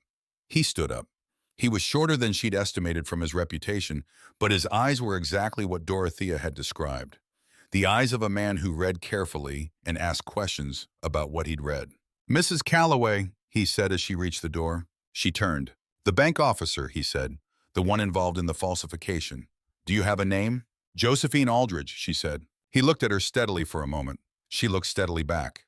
2 o'clock, he said. "Bah." He came at 2 o'clock and he stayed for 3 hours. He read everything. He read it the way she'd hoped he would, which was in the order she'd organized it chronologically. The scheme building from its first hesitant elements in 1875, through its confident middle period of 1876, and the desperate overreach of 1877 when Voss got too close. He asked questions about provenance. He asked about the witnesses she hadn't yet located. He asked about the Bozeman Freight Company stable hand who might or might not show up on Saturday. Voss answered most of the questions. He answered them with the particular economy of a man who had been making legally coherent reports for 11 years and had not forgotten how. She watched Hoyt calibrate, watched him adjust his assessment of the man across the table from him, watched him arrive at a position that satisfied the requirements of his professional judgment. At the end of the 3 hours, Hoyt closed his notes and looked at Voss. "You understand what presenting this to Fenton means," he said. "Yes," Voss said. "You'll be visible. The warrant is federal." "Yes. Fenton can stay the warrant while he conducts an inquiry, but he can also decline. And if he declines, you'll be taken into custody at the courthouse." "I know," Voss said. Hoyt looked at him for a moment. "Why do it then? You've survived 2 years. You could keep surviving." Voss looked at the documents on the table. At the Perkins receipts, the payment stubs in Ada's father's careful hand. At the ledger page with the 4 names on the back. "Because it isn't only my case," he said. "It never was." Hoyt was quiet for a moment. Then he picked up his hat. "I'll file for a hearing," he said. "Thursday morning, 10 o'clock if Fenton agrees to it." He left. Ada let out a breath she'd apparently been holding since 2 o'clock. "He believes you," she said. "He believes the documents," Voss said. "That's what matters." Margaret looked at the window. December 2nd, the late afternoon light going fast. Tomorrow, Saturday. The day she'd told Calvin Marsh to come to Ridgecrest, which was 45 miles away, which was not where they were. "I made an error," she said. Both of them looked at her. "The letter I sent to Marsh, I told him Ridgecrest. He might be in Ridgecrest right now." A pause. "Or he might be on his way," Ada said. "Or he might not have come at all," Voss said. But he said it the way he said things, when he was thinking through options, not as a conclusion. "I need to send a message to Dorothea," Margaret said. "Tonight, asking her to watch the livery tomorrow at midday and tell any man who asks for you that you're in Bozeman and where." "The postmistress's network," Ada said. "It'll have to be fast," Margaret said. "But Dorothea is fast when she needs to be." She wrote the message. Ada took it to the boarding house owner's nephew, who took it to the post office by 6 o'clock that evening. And Margaret had to simply believe that Dorothea Crane would receive it by morning, and that Calvin Marsh would come, and that the whole concatenation of uncertain things would somehow land where it needed to land. She was a novelist. She believed in concatenation. The cold broke on Thursday the 4th. It didn't warm up exactly, but the sharp killing edge of it eased, and the sky above Bozeman was high and gray and still when they walked from the boarding house to the courthouse at 9 in the morning. Voss wore his good coat, the dark wool one that Ada's boarding house contact had pressed for him the night before. Margaret wore her own, which she'd brushed twice. Ada walked between them carrying a leather folder. Hoyt met them at the courthouse door. "Fenton agreed to the hearing," he said. "He's read the preliminary filing. He's brought the warrant." A pause. "He's also sent a wire to Helena." "What for?" Voss asked. "He wired the federal marshal's office. He asked them to pull the service record for Deputy Marshal Elias Voss." Hoyt looked at him. "The record exists. It hasn't been fully expunged. Someone tried, but federal records in Helena turned out to be more resistant to alteration than the territorial records in Ridgecrest." Voss went very still. "The record exists," he said. 11 years of service," Hoyt said. "Commendations in 72 and 74. No disciplinary action." He paused. "The record does note at the end a disposition of death in the line of duty August 1877. But the record exists." Something moved across Voss's face that Margaret had not seen there before. Not the flatness, not the variable accounting calculation. Something older and less managed than either of those. He looked at the courthouse door. "Then let's go," he said. The hearing room was smaller than Margaret had imagined from her novels. Wood-paneled walls, a judge's bench that was solid and competent, rather than imposing a table for the plaintiff's counsel, and a table for the defense, though there was no defense today. Just a federal judge with careful eyes and a thick sheaf of papers before him. Judge Fenton was 60 or close to it, with the kind of face that had made up its mind about things a long time ago and was not in the habit of remaking them without cause. He read while they filed in. He looked up when Hoyt introduced them. "Deputy Marshal Voss," he said. Voss looked at him. "Sir." "Sit down," Fenton said to all of them. They sat down. What followed was 3 hours of the most precise legal conversation Margaret had ever witnessed, which was a notable standard given that she'd spent 8 years reading transcripts of frontier proceedings. Fenton asked questions that went to the core of each document. He asked about chain of custody. He asked about the notary's stamp. He asked about the dates of the Perkins receipts in relation to the bank's foreclosure filings, and received an answer that visibly altered the set of his expression when he compared two documents side by side. He asked about witnesses. Hoyt explained the situation with Calvin Marsh. Fenton made a note. He asked about Josephine Aldridge's current role at the bank. Margaret answered from what she'd learned from Dorothea. Fenton made another note. Then he looked at Voss. "Deputy Marshal," he said, "you've been living under a warrant for 2 years." "Yes, sir." "You chose to come forward." "Yes, sir." "Why now?" Voss looked at the documents on the table. "Because I had help I didn't have before," he said. Fenton looked at Margaret. She looked back at him. His expression told her nothing, which she supposed was the correct expression for a federal judge in the middle of a hearing. "I'm staying the warrant pending inquiry," Fenton said. "I'm ordering a federal audit of the Ridgecrest Territorial Bank records effective immediately. I'm also ordering the bank to preserve all documents pending that audit." He looked at Hoyt. "I'll want witness depositions by the 15th. Anyone who can corroborate the record falsification." "Yes, Your Honor." "And I want someone to find Calvin Marsh," Fenton said. "I want his statement." "We're working on that, Your Honor," Margaret said. He looked at her again. "Who are you exactly?" A reasonable question. She thought about how to answer it. "I'm someone who found evidence that needed to be presented," she said, "and I presented it." He looked at her for a long moment. "Are you an attorney?" "No. A journalist, in a sense." "What sense?" She thought about 8 years of writing The Frontier from a distance, and the last 5 weeks of living inside it. She thought about a photograph that smelled like cedar smoke. "I write things down," she said, "and I remember what I've read." Fenton made a note. He might have been noting her non-answer, or he might have been noting something else entirely. He was not, she could tell, a man whose notes were easily read. "We'll reconvene on the 15th, he said. "Don't leave Bozeman." Outside the courthouse on the steps in the cold high gray of a December morning, Ada sat down on the top step and put her face in her hands. Not weeping.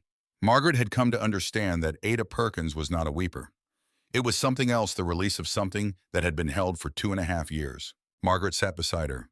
After a moment, Ada lifted her head. "He stayed the warrant," Ada said. "He stayed it."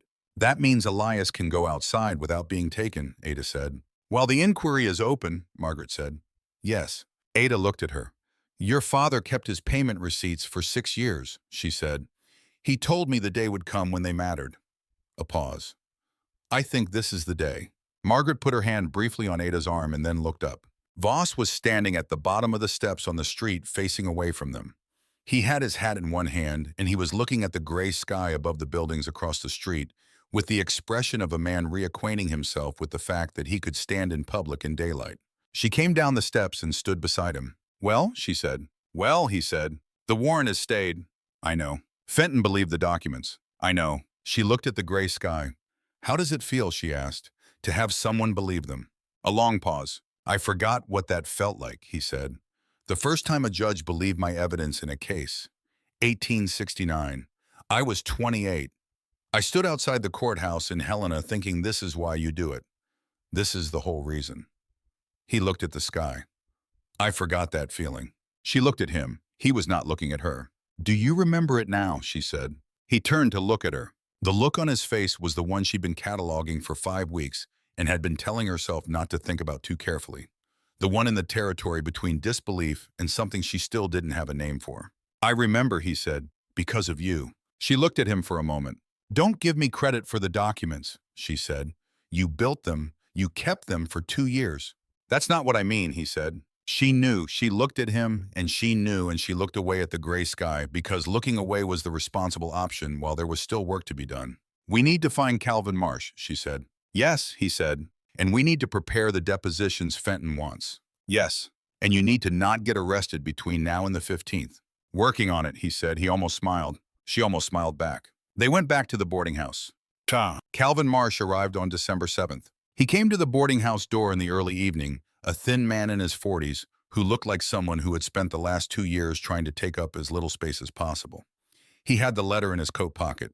He told them, received Dorothea's message at the Ridgecrest livery, where he'd arrived Saturday morning from Bozeman come because of a letter from a dead man that had made him feel for the first time in 2 years that staying quiet was costing him more than speaking would.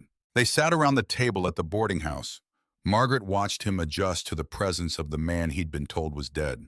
"You were the witness I was relying on," Voss said. "I saw her with the documents," Marsh said. "Aldridge. I was in the land registrar's office in September of 1877. I'd gone to correct an error on my own claim, a recording error. She didn't know I was there. She had a stack of filings in front of her, and she was comparing them to a second set, and she was writing something, and then she was replacing the originals with new ones." He looked at his hands. "I knew what I was seeing. I'd worked in land recording in Missouri before I came west. I knew what a substituted document looked like." "Why didn't you come forward then?" Ada asked, not accusatory, genuinely asking. "Because 2 days after I saw it, a man came to my door," Marsh said. "A man I didn't know. He told me that a claim accident happens sometimes to men who saw things they shouldn't have. He told me that I had a very nice claim, and it would be a shame if something happened to it." He was quiet for a moment. "And then 2 weeks later, I heard about the deputy marshal's death, and I packed my things." Margaret looked at the letter in his hands, the one she'd written in Voss's name in the cabin in the middle of November when she'd known they needed him, but hadn't known where he was. "You still came," she said. "Because you were right," he said. "Staying quiet was costing me. I've got nothing left in me for staying quiet." Voss reached across to the table and held out his hand. Marsh looked at it for a moment, then he shook it. "I'll give you whatever statement you need," he said. "Bah." The depositions were taken on December 10th and 11th. Hoyt supervised. Fenton received them on the 12th and spent 2 days reading them. On December 14th, two things happened simultaneously, which Margaret later thought of as the hinge point, the place where the story turned on its axis. First, a federal warrant was issued in Bozeman for the arrest of Josephine Aldridge on charges of systematic fraud in land records, conspiracy to falsify federal documents, and obstruction of federal proceedings. A second warrant was issued for Harlan Calk Sr. on charges of conspiracy and receipt of fraudulently obtained property. Second, a rider arrived from Ridgecrest with news. The news was that Josephine Aldridge, apparently having received word from someone in Bozeman that a federal warrant was coming, had gone to the bank the previous evening after hours and removed documents. The night bank clerk had seen her but said nothing until morning, at which point someone had noticed that the record room was different in ways that were hard to specify but unmistakable to someone who knew where things were. "She's destroying evidence," Ada said. "Trying to," Margaret said. "If she destroys the bank's copy of the mortgage records, we lose the corroboration," Voss said. "We don't need the bank's copy," Margaret said. They both looked at her. "The federal land office in Helena has copies of every recorded land transaction in the territory. That's why Aldridge had to alter records at the county level and at the bank level. She couldn't touch the Helena copies because they were federal." A pause. "The Helena copies," Voss said, "are intact," Margaret said. "And now that Fenton has issued a warrant, he can subpoena them directly." She looked at Hoyt, who was standing in the doorway. Can't he?" "Already done," Hoyt said. "I filed this morning. Fenton signed the subpoena an hour ago." He paused. "A federal marshal left for Helena this afternoon." In the silence that followed, Ada looked at the ceiling. "Mr. Hoyt," she said, "I want to ask you something as a professional question." "Go ahead," Hoyt said.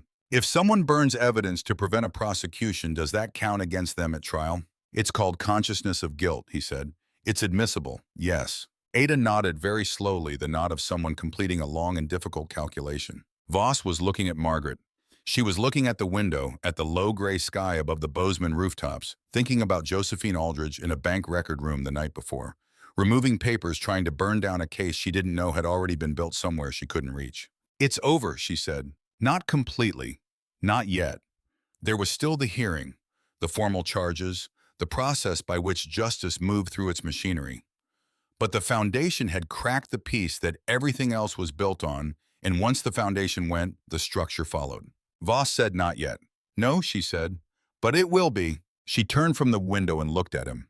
He was standing in the middle of the room, his good coat on, because they'd been to Hoyt's office that morning, and he looked like a man who was beginning to believe in a future. She looked at him and thought, "There are things I have been not thinking about for 5 weeks that I will have to think about very soon." She looked away. "What's our next step?" she said to Hoyt. "Wait for the Helena marshal to return with the subpoenaed records," Hoyt said. "Fenton reconvenes the hearing on the 15th. You need to be there." "We'll be there," she said. The night of the 14th, she couldn't sleep again. This had become a habit. She lay in the boarding house room and listened to Bozeman at night and thought about the hearing tomorrow and about Josephine Aldridge, who was currently somewhere in the territory with a warrant out for her arrest. and about the fact that the structure of the case was solid, that Hoyt believed it was solid, that Fenton had issued warrants, which meant he believed it was solid enough, and that the Helena copies would arrive tomorrow and make it more solid still. She thought about the photograph. She got up and found it in her coat pocket, sat on the edge of the cot in the dark holding it. The man at the frozen river, looking at something outside the frame. What was he looking at, she wondered? Not the river, not the trees, not the photographer.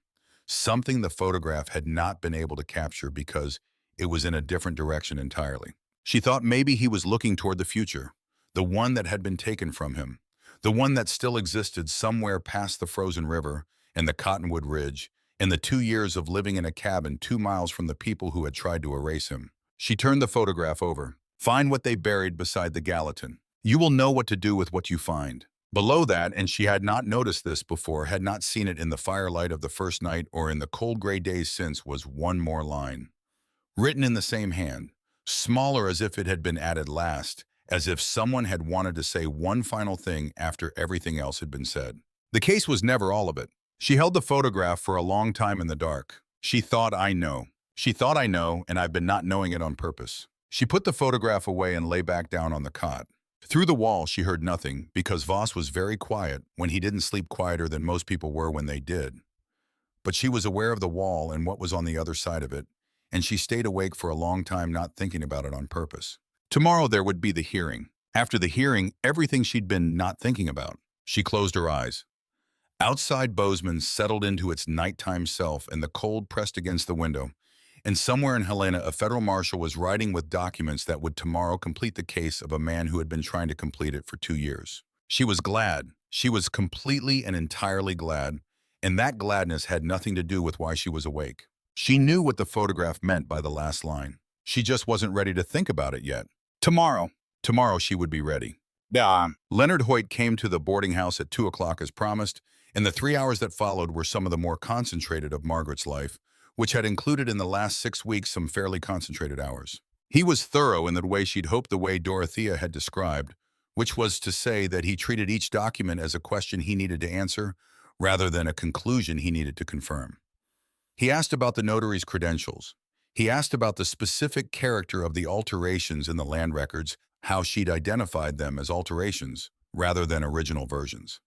He asked whether Calvin Marsh had ever been formally interviewed by any law enforcement body, and when Voss said no, Hoyt made a note about the significance of that absence. If the investigating deputy compiled evidence sufficient to file a case in Helena, Hoyt said, and was actively prevented from doing so, then the question for a federal judge is not only what the evidence shows, but what the fact of the prevention shows. Consciousness of guilt, Margaret said. Hoyt looked at her. You've read case law. I've read transcripts, she said. Enough of them. The concept applies here, he said. If we can establish that the parties named in the evidence took specific actions to suppress the investigation, that itself becomes part of the case against them. The suppression is evidence. The falsified death, Voss said, is itself evidence, Hoyt confirmed, of the most serious kind. A federal officer falsely declared dead, his investigation suppressed his witness, intimidated into leaving the territory. If we can establish the chain from Aldridge and Calk to each of those acts, then we're not presenting a fraud case. We're presenting a conspiracy to obstruct federal proceedings. That's a different order of charge. The room was very quiet for a moment. Can you present that? Margaret asked.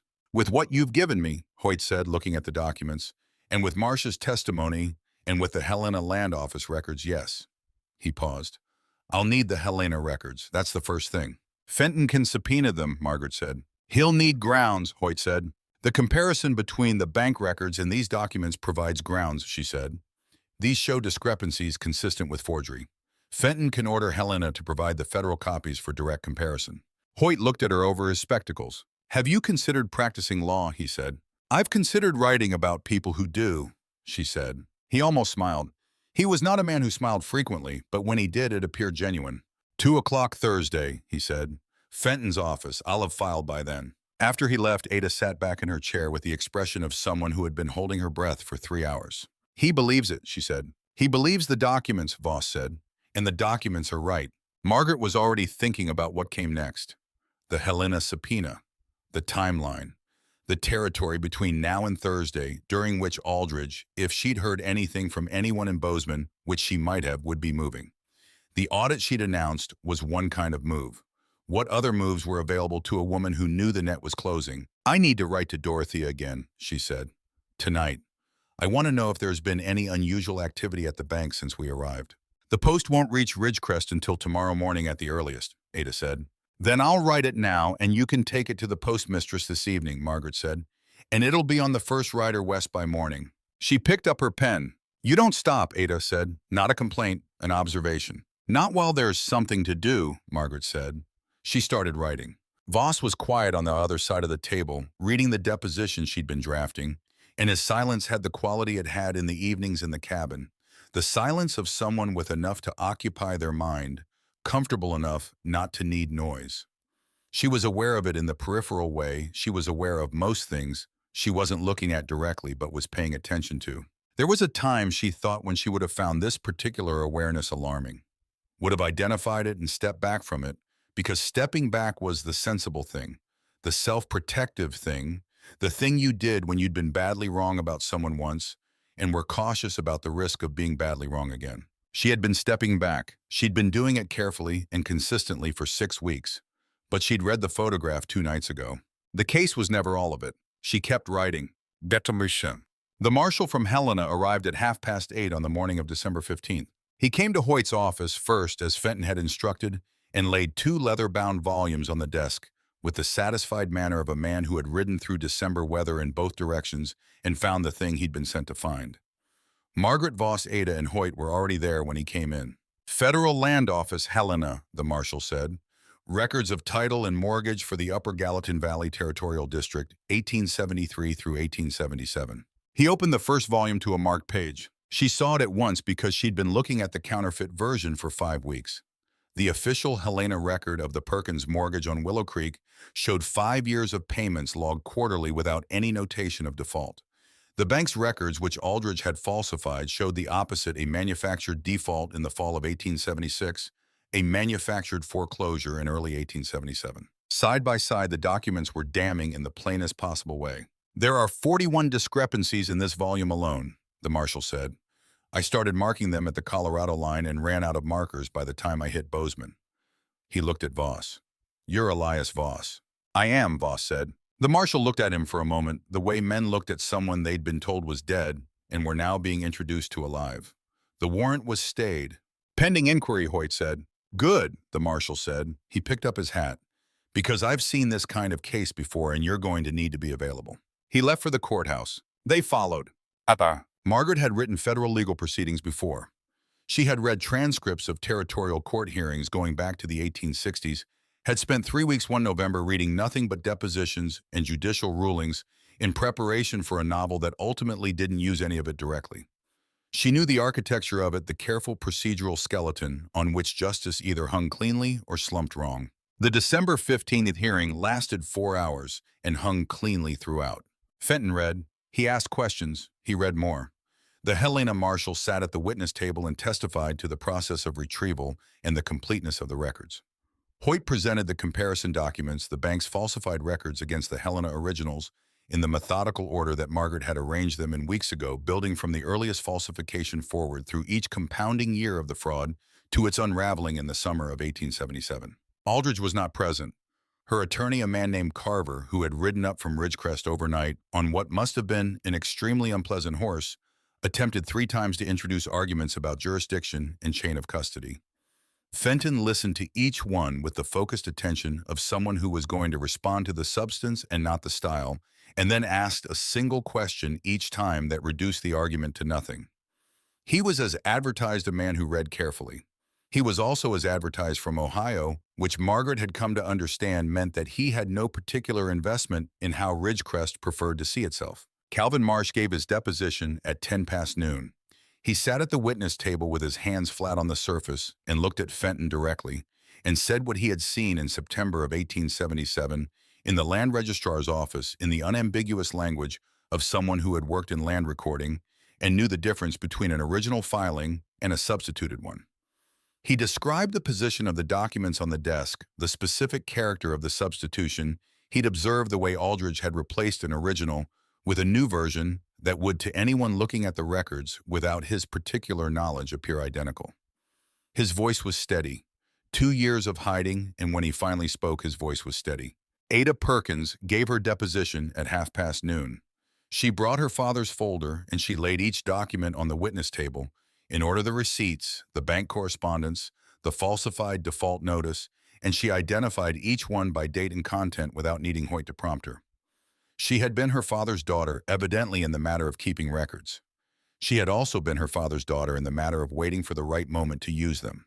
Fenton looked at the last receipt, a payment stub in Ada's father's handwriting, from October 1876, and then at the bank's record of that same month showing no payment received, and he was quiet for a long moment. Margaret watched him set the two documents side by side on his bench and study them with the concentrated attention of a man verifying something he already knew to be true, but wanted to be certain of anyway. "This is the same account number," he said. "Yes, Your Honor," Ada said. "Same account, same month. My father's receipt says paid. The bank says no record of payment." Fenton set the two documents down. He looked at Carver. Carver had nothing to say.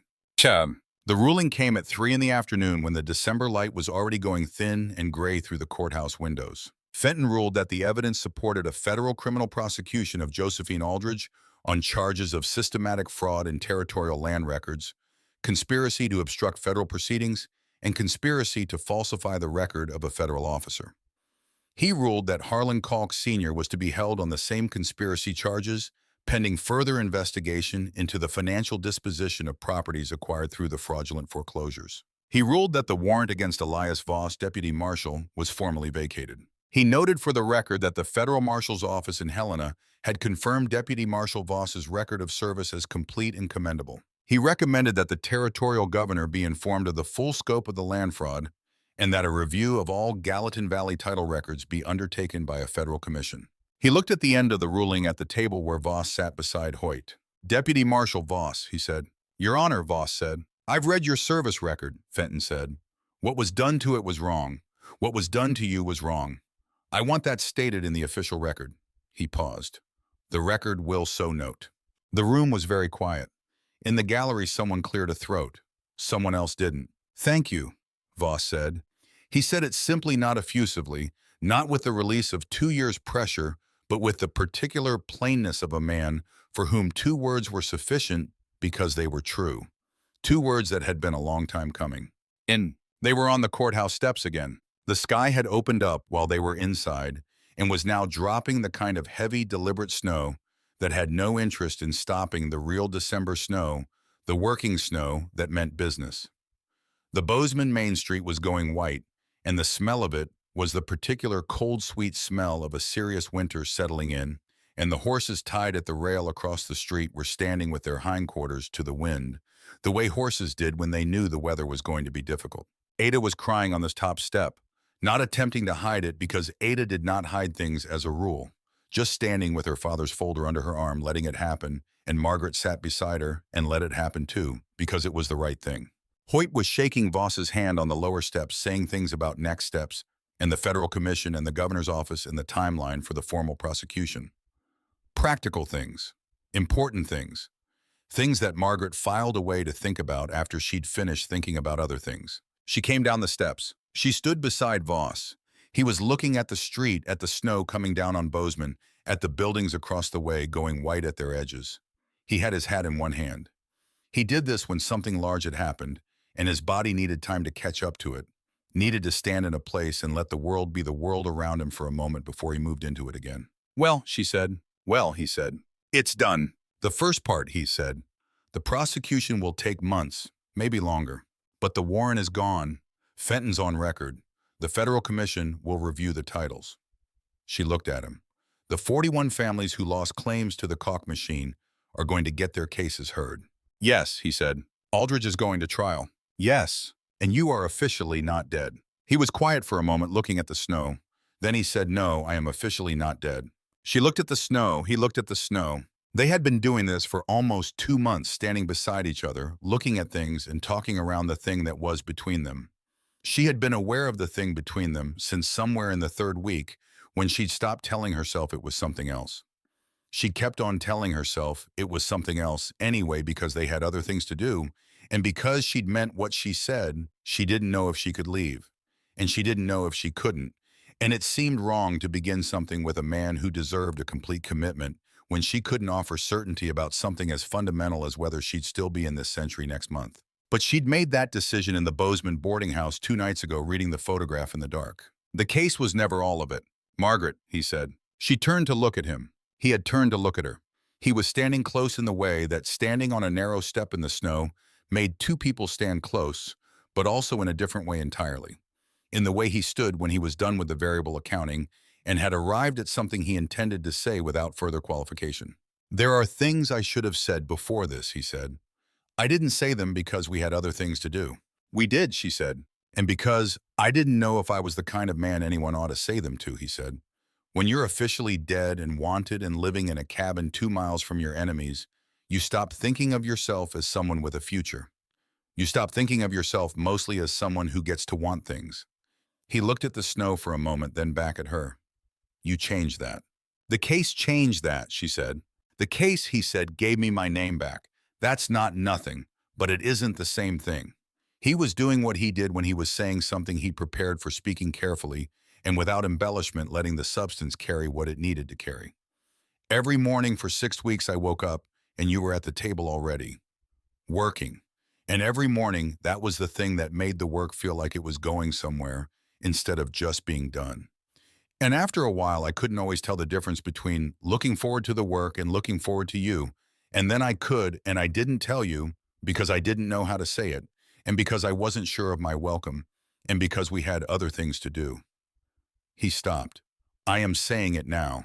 She looked at him. I'm not a man who says things like that very well, he said. You said it fine, she said. The snow was falling steadily between them and around them, and the Bozeman street was going properly white now. The first real accumulation of the afternoon, and behind her she could hear Ada saying something to Hoyt about the Willow Creek claim review, and her voice had the quality it got when she was working through a practical problem, her ordinary voice with the lightness in it that had come from the last 4 hours. Margaret looked at Elias Voss. At the weathered, angular face of him, thoroughly lived in the lines that had come not from aging, but from a sustained and difficult attention to the world. At the December snow collecting on his hat and shoulders, at the look in his eyes that she'd been cataloging since the first week, in calling by the wrong name on purpose, because it had been easier than calling it what it was. She thought about the last line on the photograph, the one she'd read 2 nights ago in the dark of the boarding house room, the one she'd been sitting with ever since. The case was never all of it. I'm not from here, she said. You know that. I know. I don't know how I got here or whether I can leave. I know that too. Those are significant complications. Yes, he said. They are. She looked at him for a long moment. The snow fell between them. Across the street, one of the horses shifted and stamped, and the sound of it was very clear and ordinary in the December afternoon. I'd like to figure them out, she said. From here, from this side of them. His expression shifted, the careful control of it, giving way to something underneath that was less managed and older and entirely real. The look she'd been calling the wrong things for 6 weeks. So would I, he said. And then he reached out slowly, and with the particular deliberateness of a man who was not going to do something unless he was doing it on purpose, and took her hand. She looked down at their hands, his scarred, weather-worked, practical hands around hers, which had been doing a different kind of work than they were accustomed to, and were slightly rougher than they used to be for it. She looked up at him. He kissed her. Not tentatively, not with the hesitation of someone unsure of their welcome. With the straightforward, unhesitating intention of a man who had accounted for the variables, arrived at a conclusion, and acted on it. The way he did everything that mattered. She kissed him back. Behind them, on the courthouse steps, Ada said very loudly to Hoyt, "We should probably give them a minute." Hoyt said from what sounded like a polite distance, "At least." The snow kept falling. Margaret did not care about the snow. What? They stayed in Bozeman through December and into the first week of January. There were depositions to give and documents to sign, and the formal beginning of the federal commission to address. Hoyt kept them organized and working at the pace that the legal machinery required, which was faster than she would have expected and slower than everything else about the last 6 weeks had been. She wrote most of the commission filings. Her pen had become over the last 2 months a different kind of instrument than she'd used it as before, less literary and more precise, shaped to the particular requirements of official evidence. And she found she was good at it in a way that felt like discovering a room in a house you thought you knew. Aldridge was arrested on December 18th. She'd made it south of Ridgecrest to a relative's property before the federal warrant caught up with her. Margaret stood on the Bozeman Main Street and watched the wagon bringing her back in federal custody, and she thought about Benjamin Perkins keeping his payment receipts in careful order for 6 years, telling his daughter the day would come when they mattered. She thought about Calvin Marsh sitting at the witness table with his hands flat on the surface and his voice steady after 2 years of hiding. She thought about the ledger page with the 4 names on the back, the names of men who had bought stolen land at prices that presupposed the stealing. She filed all of it away in the part of her mind that filed things for later use. Harlan Kalk Sr. was arrested the same day. His son resigned his position as deputy sheriff on the 21st. The Ridgecrest Territorial Bank was placed in federal receivership pending audit, which meant that the institution through which a decade of fraud had been laundered was now being administered by the people who'd been trying to expose it, and Margaret found a particular satisfaction in the geometry of that. Dorothea Crane wrote on Christmas Eve. The letter arrived at the boarding house with a small parcel of dried apples that Dorothea had enclosed without explanation, because she was the kind of woman who sent things without explanation, trusting the recipient to understand why. The letter described the state of Ridgecrest in the days since the federal warrants, the way the town was processing the collapse of its most trusted institution, the anger of some people and the relief of others, and the particular quality of quiet that had come over those who had most loudly praised Aldridge in years past. She wrote that the families who had lost claims were talking to lawyers. She wrote that people were no longer afraid to say what they thought about the bank. She added at the bottom in a slightly different ink as if it had been written later, "Tell Elias Voss that my sister's family is in Ohio waiting to know if there is any chance of coming back." Margaret read this aloud at the table where she and Voss sat most evenings, now working through whatever the next thing was that needed working through. He was quiet when she finished reading. He looked at the table. Then he said, "Her family should come back. The claim will be reviewed by the commission. It should be reviewed. I'll write to her." He nodded. He was looking at the letter at the part about the families talking to lawyers, and his face had the quality it had when something was landing in a place that had been waiting for it. "I've been thinking," he said. "About what?" "About going back to Ridgecrest after the trial." He looked up. "The Federal Commission needs someone who knows the valley and the land records and the way things work on the ground there. Someone who can work between the federal process and the families filing claims." "You," she said. "I used to be good at this," he said. "The work, the documentation, the legal weight of things, understanding where evidence lives and how to use it." A pause. "I'd like to be good at it again, with my name on it this time." She looked at him. He was 42 years old and had 11 years of federal service and 2 years of living in a cabin 2 miles from his enemies. And he was sitting at a Bozeman boarding house table in December 1879, saying he'd like to be good at his work again, with his name attached to it. And she thought there is not a simpler or more honest thing that a person can want. "You want to go home?" she said. "Yes," he said, "if it can be home." He said it with the conditional visible, not hiding it. He had never, she'd noticed, hidden the complicated things. He left them on the table where they could be addressed directly. She looked at her pen, the draft deposition she'd been working on, the careful accumulation of evidence that was now officially part of a federal record. She thought about a boarding house room above the Prescott in a city that wouldn't exist for 147 years. She thought about the novel she'd been writing when everything changed, the novel about a frontier marshal she'd been building from research, because she'd believed that the authentic thing, the real and unromanticized thing, wasn't available to her from where she was. She looked at Elias Voss, who had kept an oilskin packet for 2 years, because it was true, even when nothing around it was. "I think it can be," she said. He looked at her for a moment. Then he reached across the table and took her hand the way he'd been doing since December 3rd. And it was easier each time, more natural, the way things became natural when they were the right things. "Good," he said. The night of January 2nd, she couldn't sleep.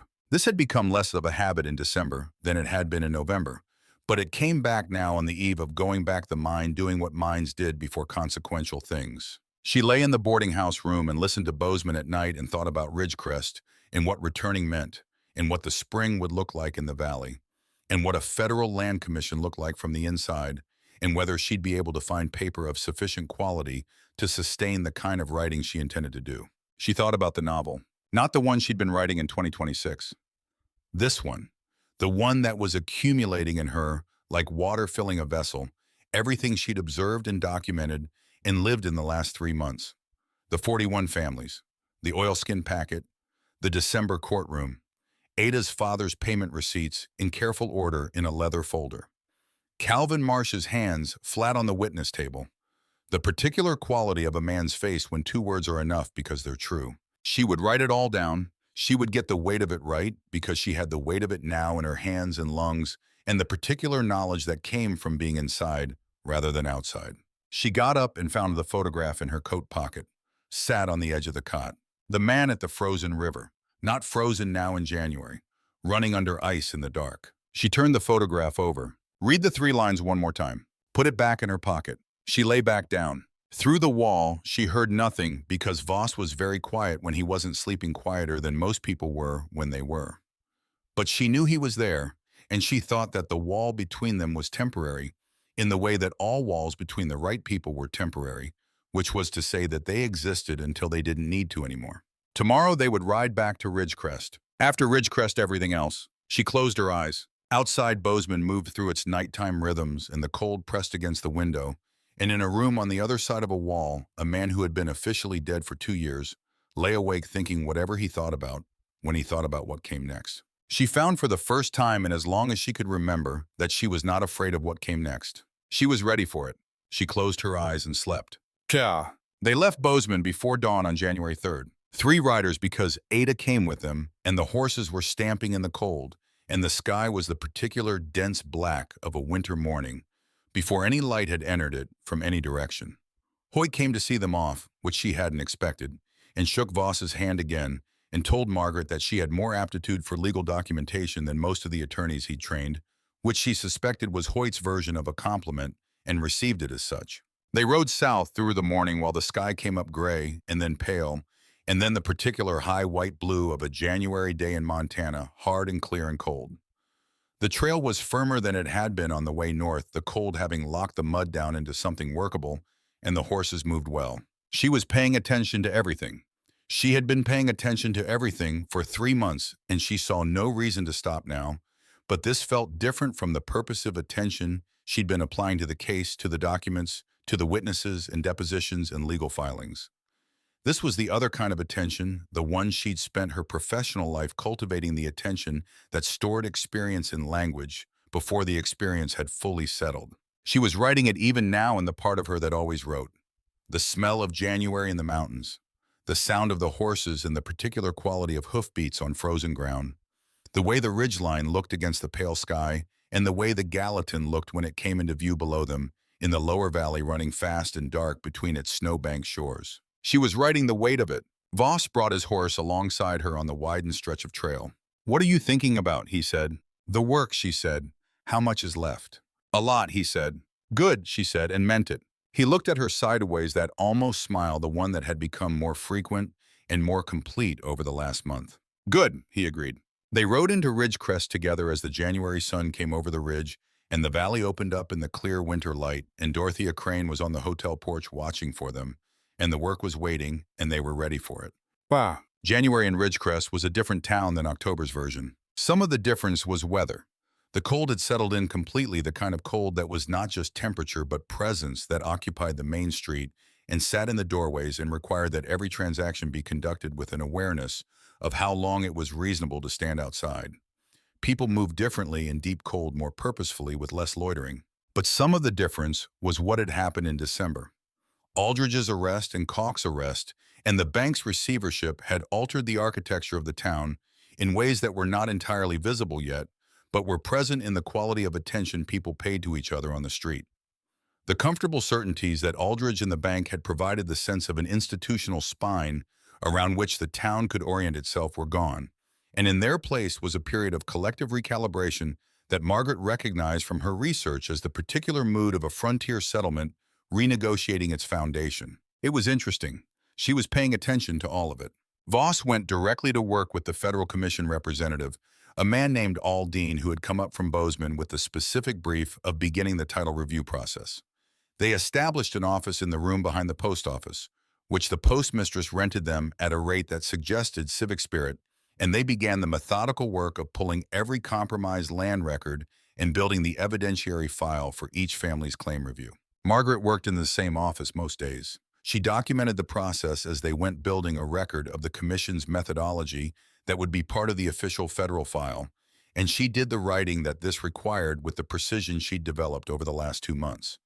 Hoyt's comment about practicing law had become a kind of private joke between them, a shorthand for the particular discipline that legal documentation required, the everything in its place rigor of it. Dorothea Crane was, as promised, a repository of information. She knew every family whose claim was under review. She knew the dates and the circumstances, and in many cases, the specific quality of wrong that had been done to them. She came to the post office most mornings with tea and additional information which she delivered in the same forthright manner she delivered everything. "The Hendricks family," she said one morning, setting a cup in front of Margaret. "3 daughters and a boy. You said Voss remembered them." "He did," Margaret said. She looked at Voss, who was at the other end of the table working through a stack of deed transfers with Aldine. He didn't look up, but his hand paused on the documents for a moment. "They're in Livingston," Dorothea said. "The oldest daughter married a freighter. They're all there. I've written to them." She set a second cup at Voss's elbow without comment and went back to the door. "They want to come back." Voss picked up the cup. He still hadn't looked up from the documents. "They should," he said. "The commission would take until late spring at minimum." 41 claims was not a small number when each required its own evidentiary file and its own legal process, and the federal machinery moved at the speed of accuracy rather than urgency. Margaret had adjusted to this pace over the course of the winter, had learned the rhythm of it, the long stretches of careful work punctuated by the particular satisfaction of a file completed, a piece correctly placed. She thought, working through those January and February days, about the novel she was going to write. Not planning it exactly, because she'd learned that planning novels was a different activity from the one that actually produced them. She was letting it accumulate the way evidence accumulated before you were ready to organize it, each observation and detail going into the part of her mind that held things until they were needed. What she was accumulating was not just the case, it was the texture of the days, the cold light on the valley in January, the particular quality of Dorothea's tea, which was different from the tea anywhere else she'd been in the territory.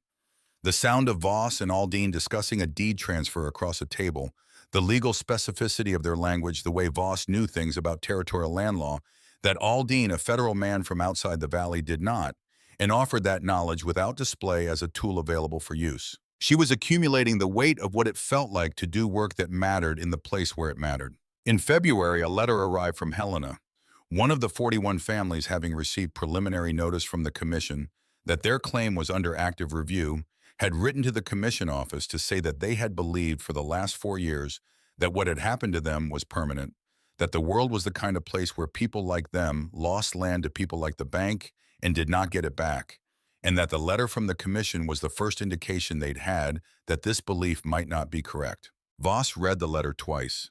He set it down on the table. He was quiet for a moment. Then he picked it up again and filed it in the commission folder because it was part of the official record and should be treated as such. But she had seen his face when he read it the first time. She wrote that down too, in her head, in the part that held things. Awesome. Josephine Aldridge's trial began on March 4th, 1880. It lasted 11 days. The federal courthouse in Helena was not large, but it filled to capacity on the first morning and stayed that way for the duration because word had traveled in the way that word traveled in territorial Montana, which was faster than the telegraph and considerably more detailed. People came from as far as Ridgecrest and from the upper Gallatin Valley and from homestead claims along half a dozen creek systems whose titles had been compromised by the same hand now sitting at the defendant's table. Margaret sat in the gallery on the first morning and watched the room fill. She recognized Ada Perkins 2 rows ahead, beside a woman she didn't know who she later learned was Ada's aunt come up from Wyoming for the occasion. She recognized 2 of the families from Dorothea's list, a man whose claim on Birch Creek had been among the earliest foreclosures in 1875, and a woman whose husband had lost his Willow Creek acreage in 1876 and died the following winter of something the doctor called lung fever and his family called heartbreak. She recognized near the back Calvin Marsh, who had left the Bozeman Freight Company and was back in the valley, tentatively still sitting near exits and still watching doors, but here. What she recognized most clearly in the aggregate was the weight of the room. A room full of people who had been wronged by the same source and had come to watch it formally acknowledged. She had spent 8 years trying to describe that weight in fiction and had gotten close sometimes in the better scenes of the better novels. But close was not the same as being in the room, feeling it press against the gallery walls and settle into the silence that fell when the judge came in. She'd been trying to describe it from research. Now she was in it. She wrote it down. She always wrote it down. Voss sat beside her. He wore the dark wool coat pressed again, and he had the expression of a man who had been waiting for this since before it had any legal form at all. He was very still.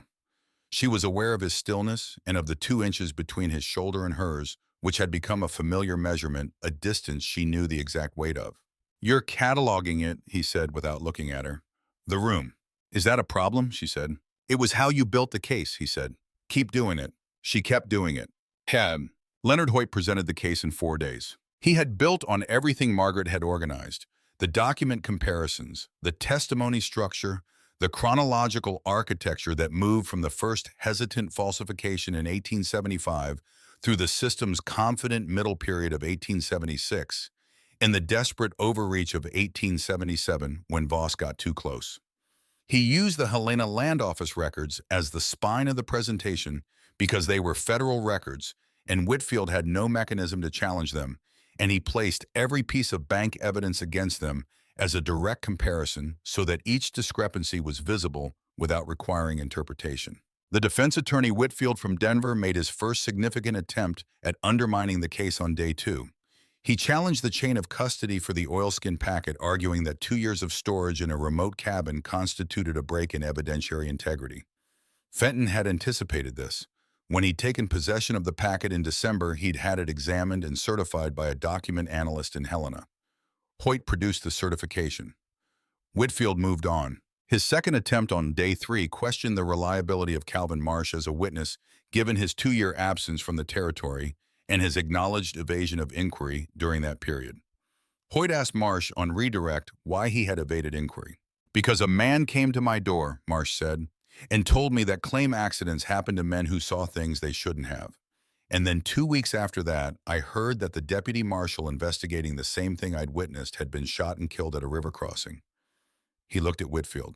"I had a family to think about, but I came back when I was asked because 2 years of hiding is 2 years of letting a wrong stay a wrong." Whitfield moved on. His third attempt was the most interesting, and it was the one Margaret had been watching for.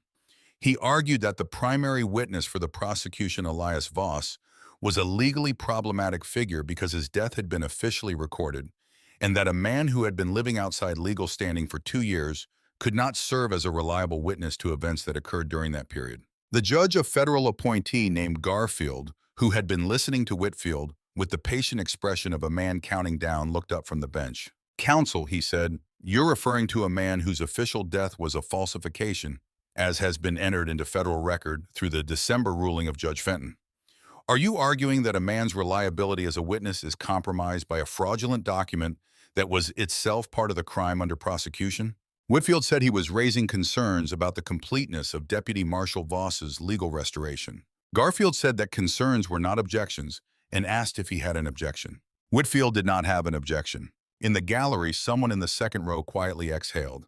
Margaret noted it and wrote it down. Voss testified on the 6th day. He sat at the witness table with the stillness that was not tension, but readiness. The stillness of a man who had been in courtrooms before and understood what they required. He answered Hoyt's questions in the economical, precise language of 11 years of evidentiary testimony that had not been forgotten. He stated facts in the order they had occurred. He referred to documents by their correct designations. He did not editorialize or anticipate because he understood that the facts arranged correctly did not require assistance. When Whitfield cross-examined, he spent the first 10 minutes attempting various angles on the 2-year gap in Voss's official existence, trying to find a framing that would make the period's irregularities reflect on his credibility rather than on the people who had manufactured them. Voss answered each question with the same flat accuracy he brought to everything, providing the factual answer without the inflection that would have told Whitfield whether the question was landing. Then Whitfield tried a different approach. He suggested that Voss's determination to build a case against Aldridge was motivated not by justice, but by personal grievance that a man who had been deprived of his livelihood and forced into hiding for 2 years might naturally construct an interpretation of events that suited his desire for revenge. Voss looked at him. "I was a federal deputy marshal," he said. "I compiled evidence of a major fraud affecting 63 land claims in the Upper Gallatin Valley. I was prevented from filing it by the parties committing the fraud, who then falsified my death and manufactured a warrant for my arrest. For 2 years, I preserved the evidence at significant personal cost." He paused. The question is whether the evidence is valid. I believe the 41 comparison documents entered into this proceeding establish that it is. My feelings about what was done to me are not evidence, and I have not presented them as such. The courtroom was very quiet. Whitfield moved on. Margaret wrote it down. Cha. The jury deliberated for 5 hours. She spent those 5 hours in the courthouse anteroom with Voss and Ada and Hoyt doing very little of practical use, which was unusual. She'd been doing practical things continuously for 4 months. She found she had no patience for the waiting, which she'd expected, and that Voss was better at it than she was, which she'd also expected. Ada drank 3 cups of coffee and did not appear to be affected by any of them, which was a quality Margaret envied. Hoyt read a newspaper, a 3-day-old newspaper, but he read it with complete apparent absorption. This, too, was a quality she envied. Voss sat with his elbows on his knees and looked at the floor of the anteroom, and once, when she caught his eye, he almost smiled, which was not nothing. The jury returned at 3 o'clock on a Thursday afternoon. 11 guilty on 12 charges. The 12th, the most severe charge, found guilty 11-1, which the judge noted was sufficient for conviction. Josephine Aldridge stood for the verdict with a stillness that was different in quality from Voss's stillness, though it used the same muscles. Whatever she'd believed about herself in the years of being Ridgecrest's most admired citizen, that face was gone now. What was left was older and harder and entirely without the benevolent civic expression that the town had trusted for a decade. Margaret looked at her for a moment, and she thought about the bank clerk who'd seen her in the record room after hours and said nothing until morning, and she thought about how the architecture of power depended on bystanders who said nothing until morning, and she wrote that down in her head in the way she wrote things that needed to go somewhere useful later. Aldridge was sentenced to 12 years in federal prison. Harlan Calk Sr. received 8 years. The Ridgecrest Territorial Bank's dissolution under federal supervision was confirmed. The federal commission overseeing the title review of all compromised Gallatin Valley land claims was formally constituted with Elias Voss appointed as a consulting deputy to assist with the process. The gavel came down. Margaret sat in the gallery and held very still and let herself feel it. 4 months ago, she'd been in a boarding house room in a city 147 years away, holding a photograph that smelled like cedar smoke. 3 months and 20 days ago, she'd woken up on hard dirt with pine branches cutting the sky above her. 3 months ago, she'd sat across a table from a man whose hands were scarred from work and asked him to teach her what he knew so they could build from there. She had found what was buried. She had known what to do with it. She looked at the gavel on the judge's bench resting in the ordinary way of things that have done what they were supposed to do. She thought, this is what it feels like to have gotten the weight right. But outside the courthouse in the March cold, with the last stubborn remnants of winter still presiding, Ada found her first. She came down the steps with a leather folder, which she still carried, though its contents had been entered into federal evidence, and returned to her, and she stood beside Margaret on the courthouse street with the folder under her arm. "My father would have liked this," she said. "Yes," Margaret said. "I think he would have." Ada looked at her with those direct, unsentimental eyes. "What do you do now?" "There's still the title commission," Margaret said. "The review of the 41 claims. Voss is working with the federal representative on the methodology. I've been documenting the process, and I'll keep documenting it." And after, she looked at the courthouse door where Hoyt was coming out, and behind him Voss, who came down the steps at his usual unhurried pace and stopped on the street in the March cold. After, she said, "I'm going to write a book." Ada looked at her. "About this." "About all of it," Margaret said. "The fraud, the investigation, the trial, the people whose names were on the land records, the specific weight of it." She paused. "And other things." Ada studied her with the blunt, honest assessment she brought to everything. "Other things," meaning Elias Voss. "Other things," meaning Elias Voss, Margaret confirmed. Ada made a sound that was not quite a laugh. "Good," she said. "Someone should write it down properly." Bob. They left Helena on March 17th. The ride south took 2.5 days in the variable weather of early Montana, spring mud on the lower roads, and firm ground on the higher ones, and the smell of snowmelt in the creek beds, the particular living smell of a valley thawing after winter. She was in it for the first time, and she was paying attention. She was always paying attention now. It was her job in a different way than it had ever been before. On the second morning of the ride above the frost line, where the trail firmed up and the horses moved better, she thought about the novel that was accumulating in her. Not as an abstraction, not as a project she'd get to eventually, but as a thing that was already forming, already organizing itself into sequences she would recognize when she went to write them. She could feel its shape the way you could feel the shape of a room in the dark by where the walls were. She had always been able to do that with novels, to feel their structure before she could describe it. But those novels had been felt from a distance, assembled from research and imagination, and the intelligent extrapolation of a woman who had never stood where she was describing. This one was different. This one had the weight of direct knowledge in it, every scene she'd observed, every document she'd read, every cold morning, and legal filing and expression on a face she'd cataloged in the last 4 months. She thought, I am going to write the most accurate thing I've ever written. She thought, and it will be the truest version of something that can also be fiction, which is the best kind of writing there is. Voss brought February alongside her on a long, flat stretch of trail. What are you working on? He said. She looked at him. How do you know I'm working on something? She said. The way your eyes go, he said. When you're not looking at what's in front of you, but you're looking at something. She had not known until this moment that he'd noticed. She felt a warmth that had nothing to do with the March sun. A novel, she said, about a federal deputy marshal who was falsified out of existence and a woman who came from somewhere unexpected and helped him build a case. He was quiet for a moment. Is it fiction? Technically, she said. He looked at the trail ahead. Will people know it's true? Some will, she said. The ones who were in the valley will know.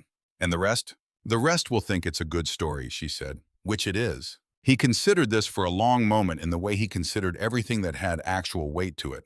All right, he said, as long as you get the horses right.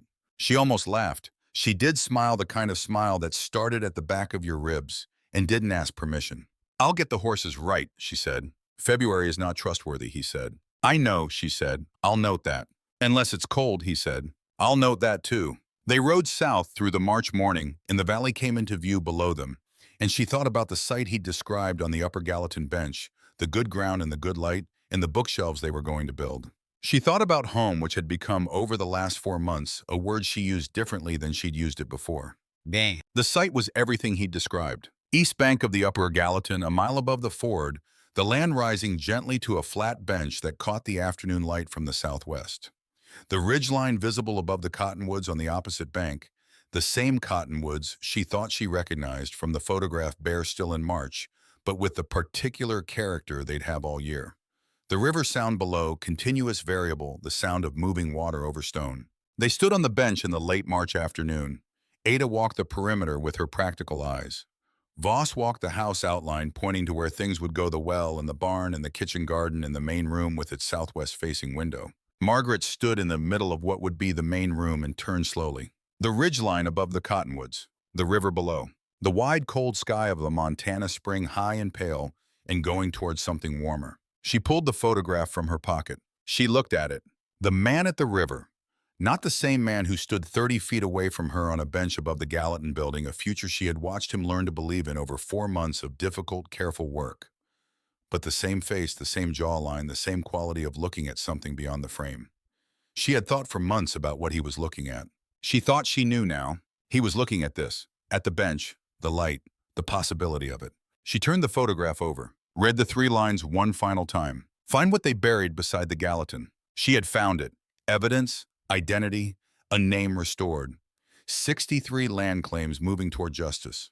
A federal court ruling that existed in the official record of the territory of Montana and could not be erased or altered or buried. You will know what to do with what you find. She had known.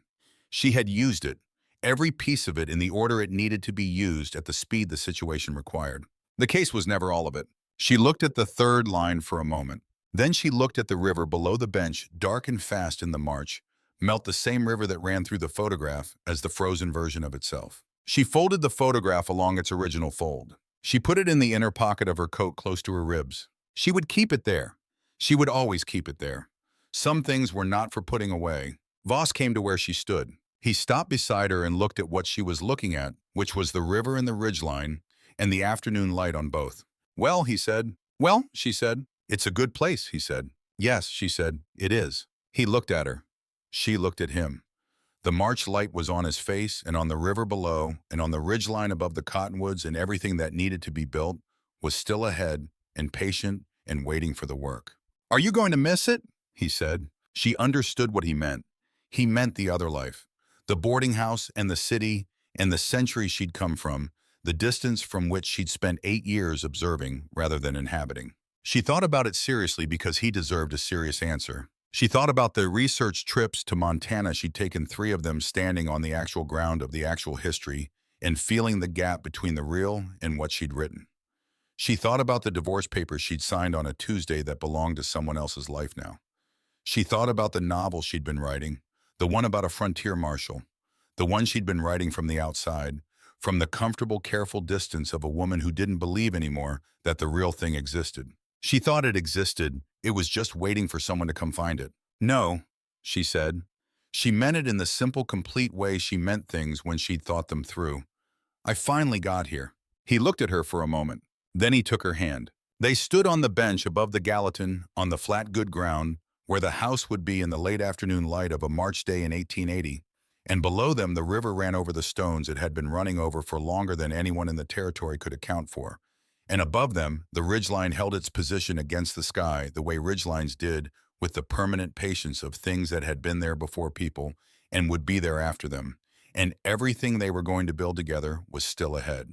Ada walked back from the perimeter of the kitchen garden. Good soil, she said with finality. It was the highest compliment she gave anything. We'll plant in May, Voss said. Ada looked at both of them, the two of them standing there with the light on their faces and their hands together, and she made the sound that was not quite a laugh and not quite anything else. I'll come help plant, she said. They started back toward Ridgecrest as the light went gold on the water. 3 years later, a novel was published in the territory by a small press in Helena. The author's name was given as Elias Voss. The novel was called The Case Beside the Gallatin, and it told the story of a federal deputy marshal falsely declared dead a woman who came from somewhere no one quite understood and documented a fraud that had been buried in the land records for 6 years, and the long process by which a wrong was made right through evidence and testimony in the particular stubbornness of people who refused to let a thing go just because it was difficult. It also told other things, the kind of things that grew up alongside the work slowly and without announcement, the way true things grew. It sold for a territorial press remarkably well. People in the valley read it and argued about which parts were true and which were made up. Nobody knew for certain because the author declined to clarify. She gave one interview to a Helena newspaper in which she said that the most accurate thing she could say about the novel was that she had written it from the inside and left it at that. A reviewer in the Helena Independent noted that the novel had an unusual quality of specificity, that the cold was right and the mud was the right depth, and the legal proceedings were accurate in ways that fiction rarely managed. He concluded that the author must have done exceptional research or had unusual access. He was not wrong. In Ridgecrest, the novel occupied the front display of the dry goods store, alongside the seed packets and the hardware catalogs because Dorothea Crane had placed it there, and nobody in Ridgecrest had found it advisable since December 1879 to argue with Dorothea Crane about the placement of anything. Dorothea's sister's family came back from Ohio in the summer of 1880. The Willow Creek claim was reviewed by the Federal Commission and restored. They planted their first crop that August. Ada Perkins ran the Willow Creek property with her cousin and filed a legal brief in 1881 that established a precedent for mortgage record fraud prosecution in the territory, citing the Aldrich case. She did not consult anyone about the brief before filing it. She didn't need to. Calvin Marsh settled in Ridgecrest. He got back his claim in a few years of careful work and built something he didn't have to keep watching the door of. The author herself did not attend the novel's publication event in Helena because she and her husband were in the middle of calving season on the Upper Gallatin bench, and livestock, as she had been noting for 3 years now, had no respect for literary occasions. She was writing the next novel. She had been writing the next novel since approximately 10 minutes after the last one was finished, which was how it worked when you had spent 4 years learning the weight of something you had been trying to describe for 8 years before that. She wrote at the table in the main room of the house they'd built on the bench above the Gallatin, the house with 2 walls of bookshelves and a southwest-facing window and a porch that caught the afternoon light. She wrote in the mornings while the valley was coming into the day, and sometimes in the evenings by lamplight, when the house was quiet and the river made its continuous sound below the bench and the cottonwoods on the opposite bank were whatever they were, in whatever season it was. She wrote about the frontier from the inside of it. She got the weight right every time. She was home. The Title Commission finished its work in the last week of April, 1880. 41 claims, 41 evidentiary files, each built on the comparison between the fraudulent bank records and the intact Helena Land Office records, each documenting the specific injury done to the specific family whose name was on the deed. The commission's ruling, issued on April 28th and sent to Helena for formal filing, provided the legal mechanism for each family to have their claim restored through federal court, a process that would take the better part of the following year, but would proceed. Voss submitted his final consulting report on April 30th. He handed it to Aldine in the post office, and they shook hands, and Aldine said it was the best field commission work he'd seen in 12 years of federal land work, which was a compliment from a man who did not appear to give them often. Margaret was there for the handshake. She was there for most of the things that happened in that office over the winter and spring, because she had been in that office most days, and she would not have missed the handshake for anything. On the 1st of May, she and Voss rode out to the bench above the Gallatin and looked at what the spring had done to it. The bench was green. The light on it was the soft, long light of an early May afternoon. The light that came after the mountains had finally released their snow, and the valley was running with meltwater, and everything that had been brown and bare and waiting was suddenly and entirely not. The cottonwoods on the opposite bank were leafed out in the particular pale green of their first weeks, the color that would deepen through summer into something more substantial. The river below was high and loud with snowmelt. She stood on the bench and looked at it. She thought about October 14th, 1879, when she had woken on hard dirt with pine branches cutting the sky above her and cold in the ground beneath her, and no understanding of where she was or why. She thought about the cabin 2 miles east of Ridgecrest, the table with 2 chairs, the marriage certificate, the man in the doorway. She thought about the 6 months between then and now, and the particular quality of 6 months that had contained as much life as she'd lived in the previous 10 years, and she thought I was right. This is the most honest place.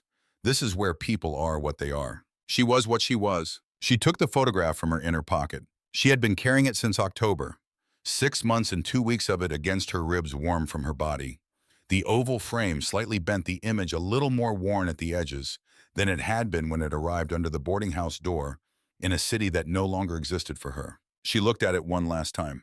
The man at the frozen river, not frozen now, not in October 1879, and not in this May afternoon, the river running loud and clear and alive below the bench.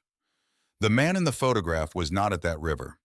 The man was 20 feet away, watching her look at the photograph with the variable accounting expression that had become over the winter less frequent, less necessary, because the variables had been sufficiently accounted for. She turned the photograph over. The 3 lines. Find what they buried beside the Gallatin. You will know what to do with what you find. The case was never all of it. She had found everything.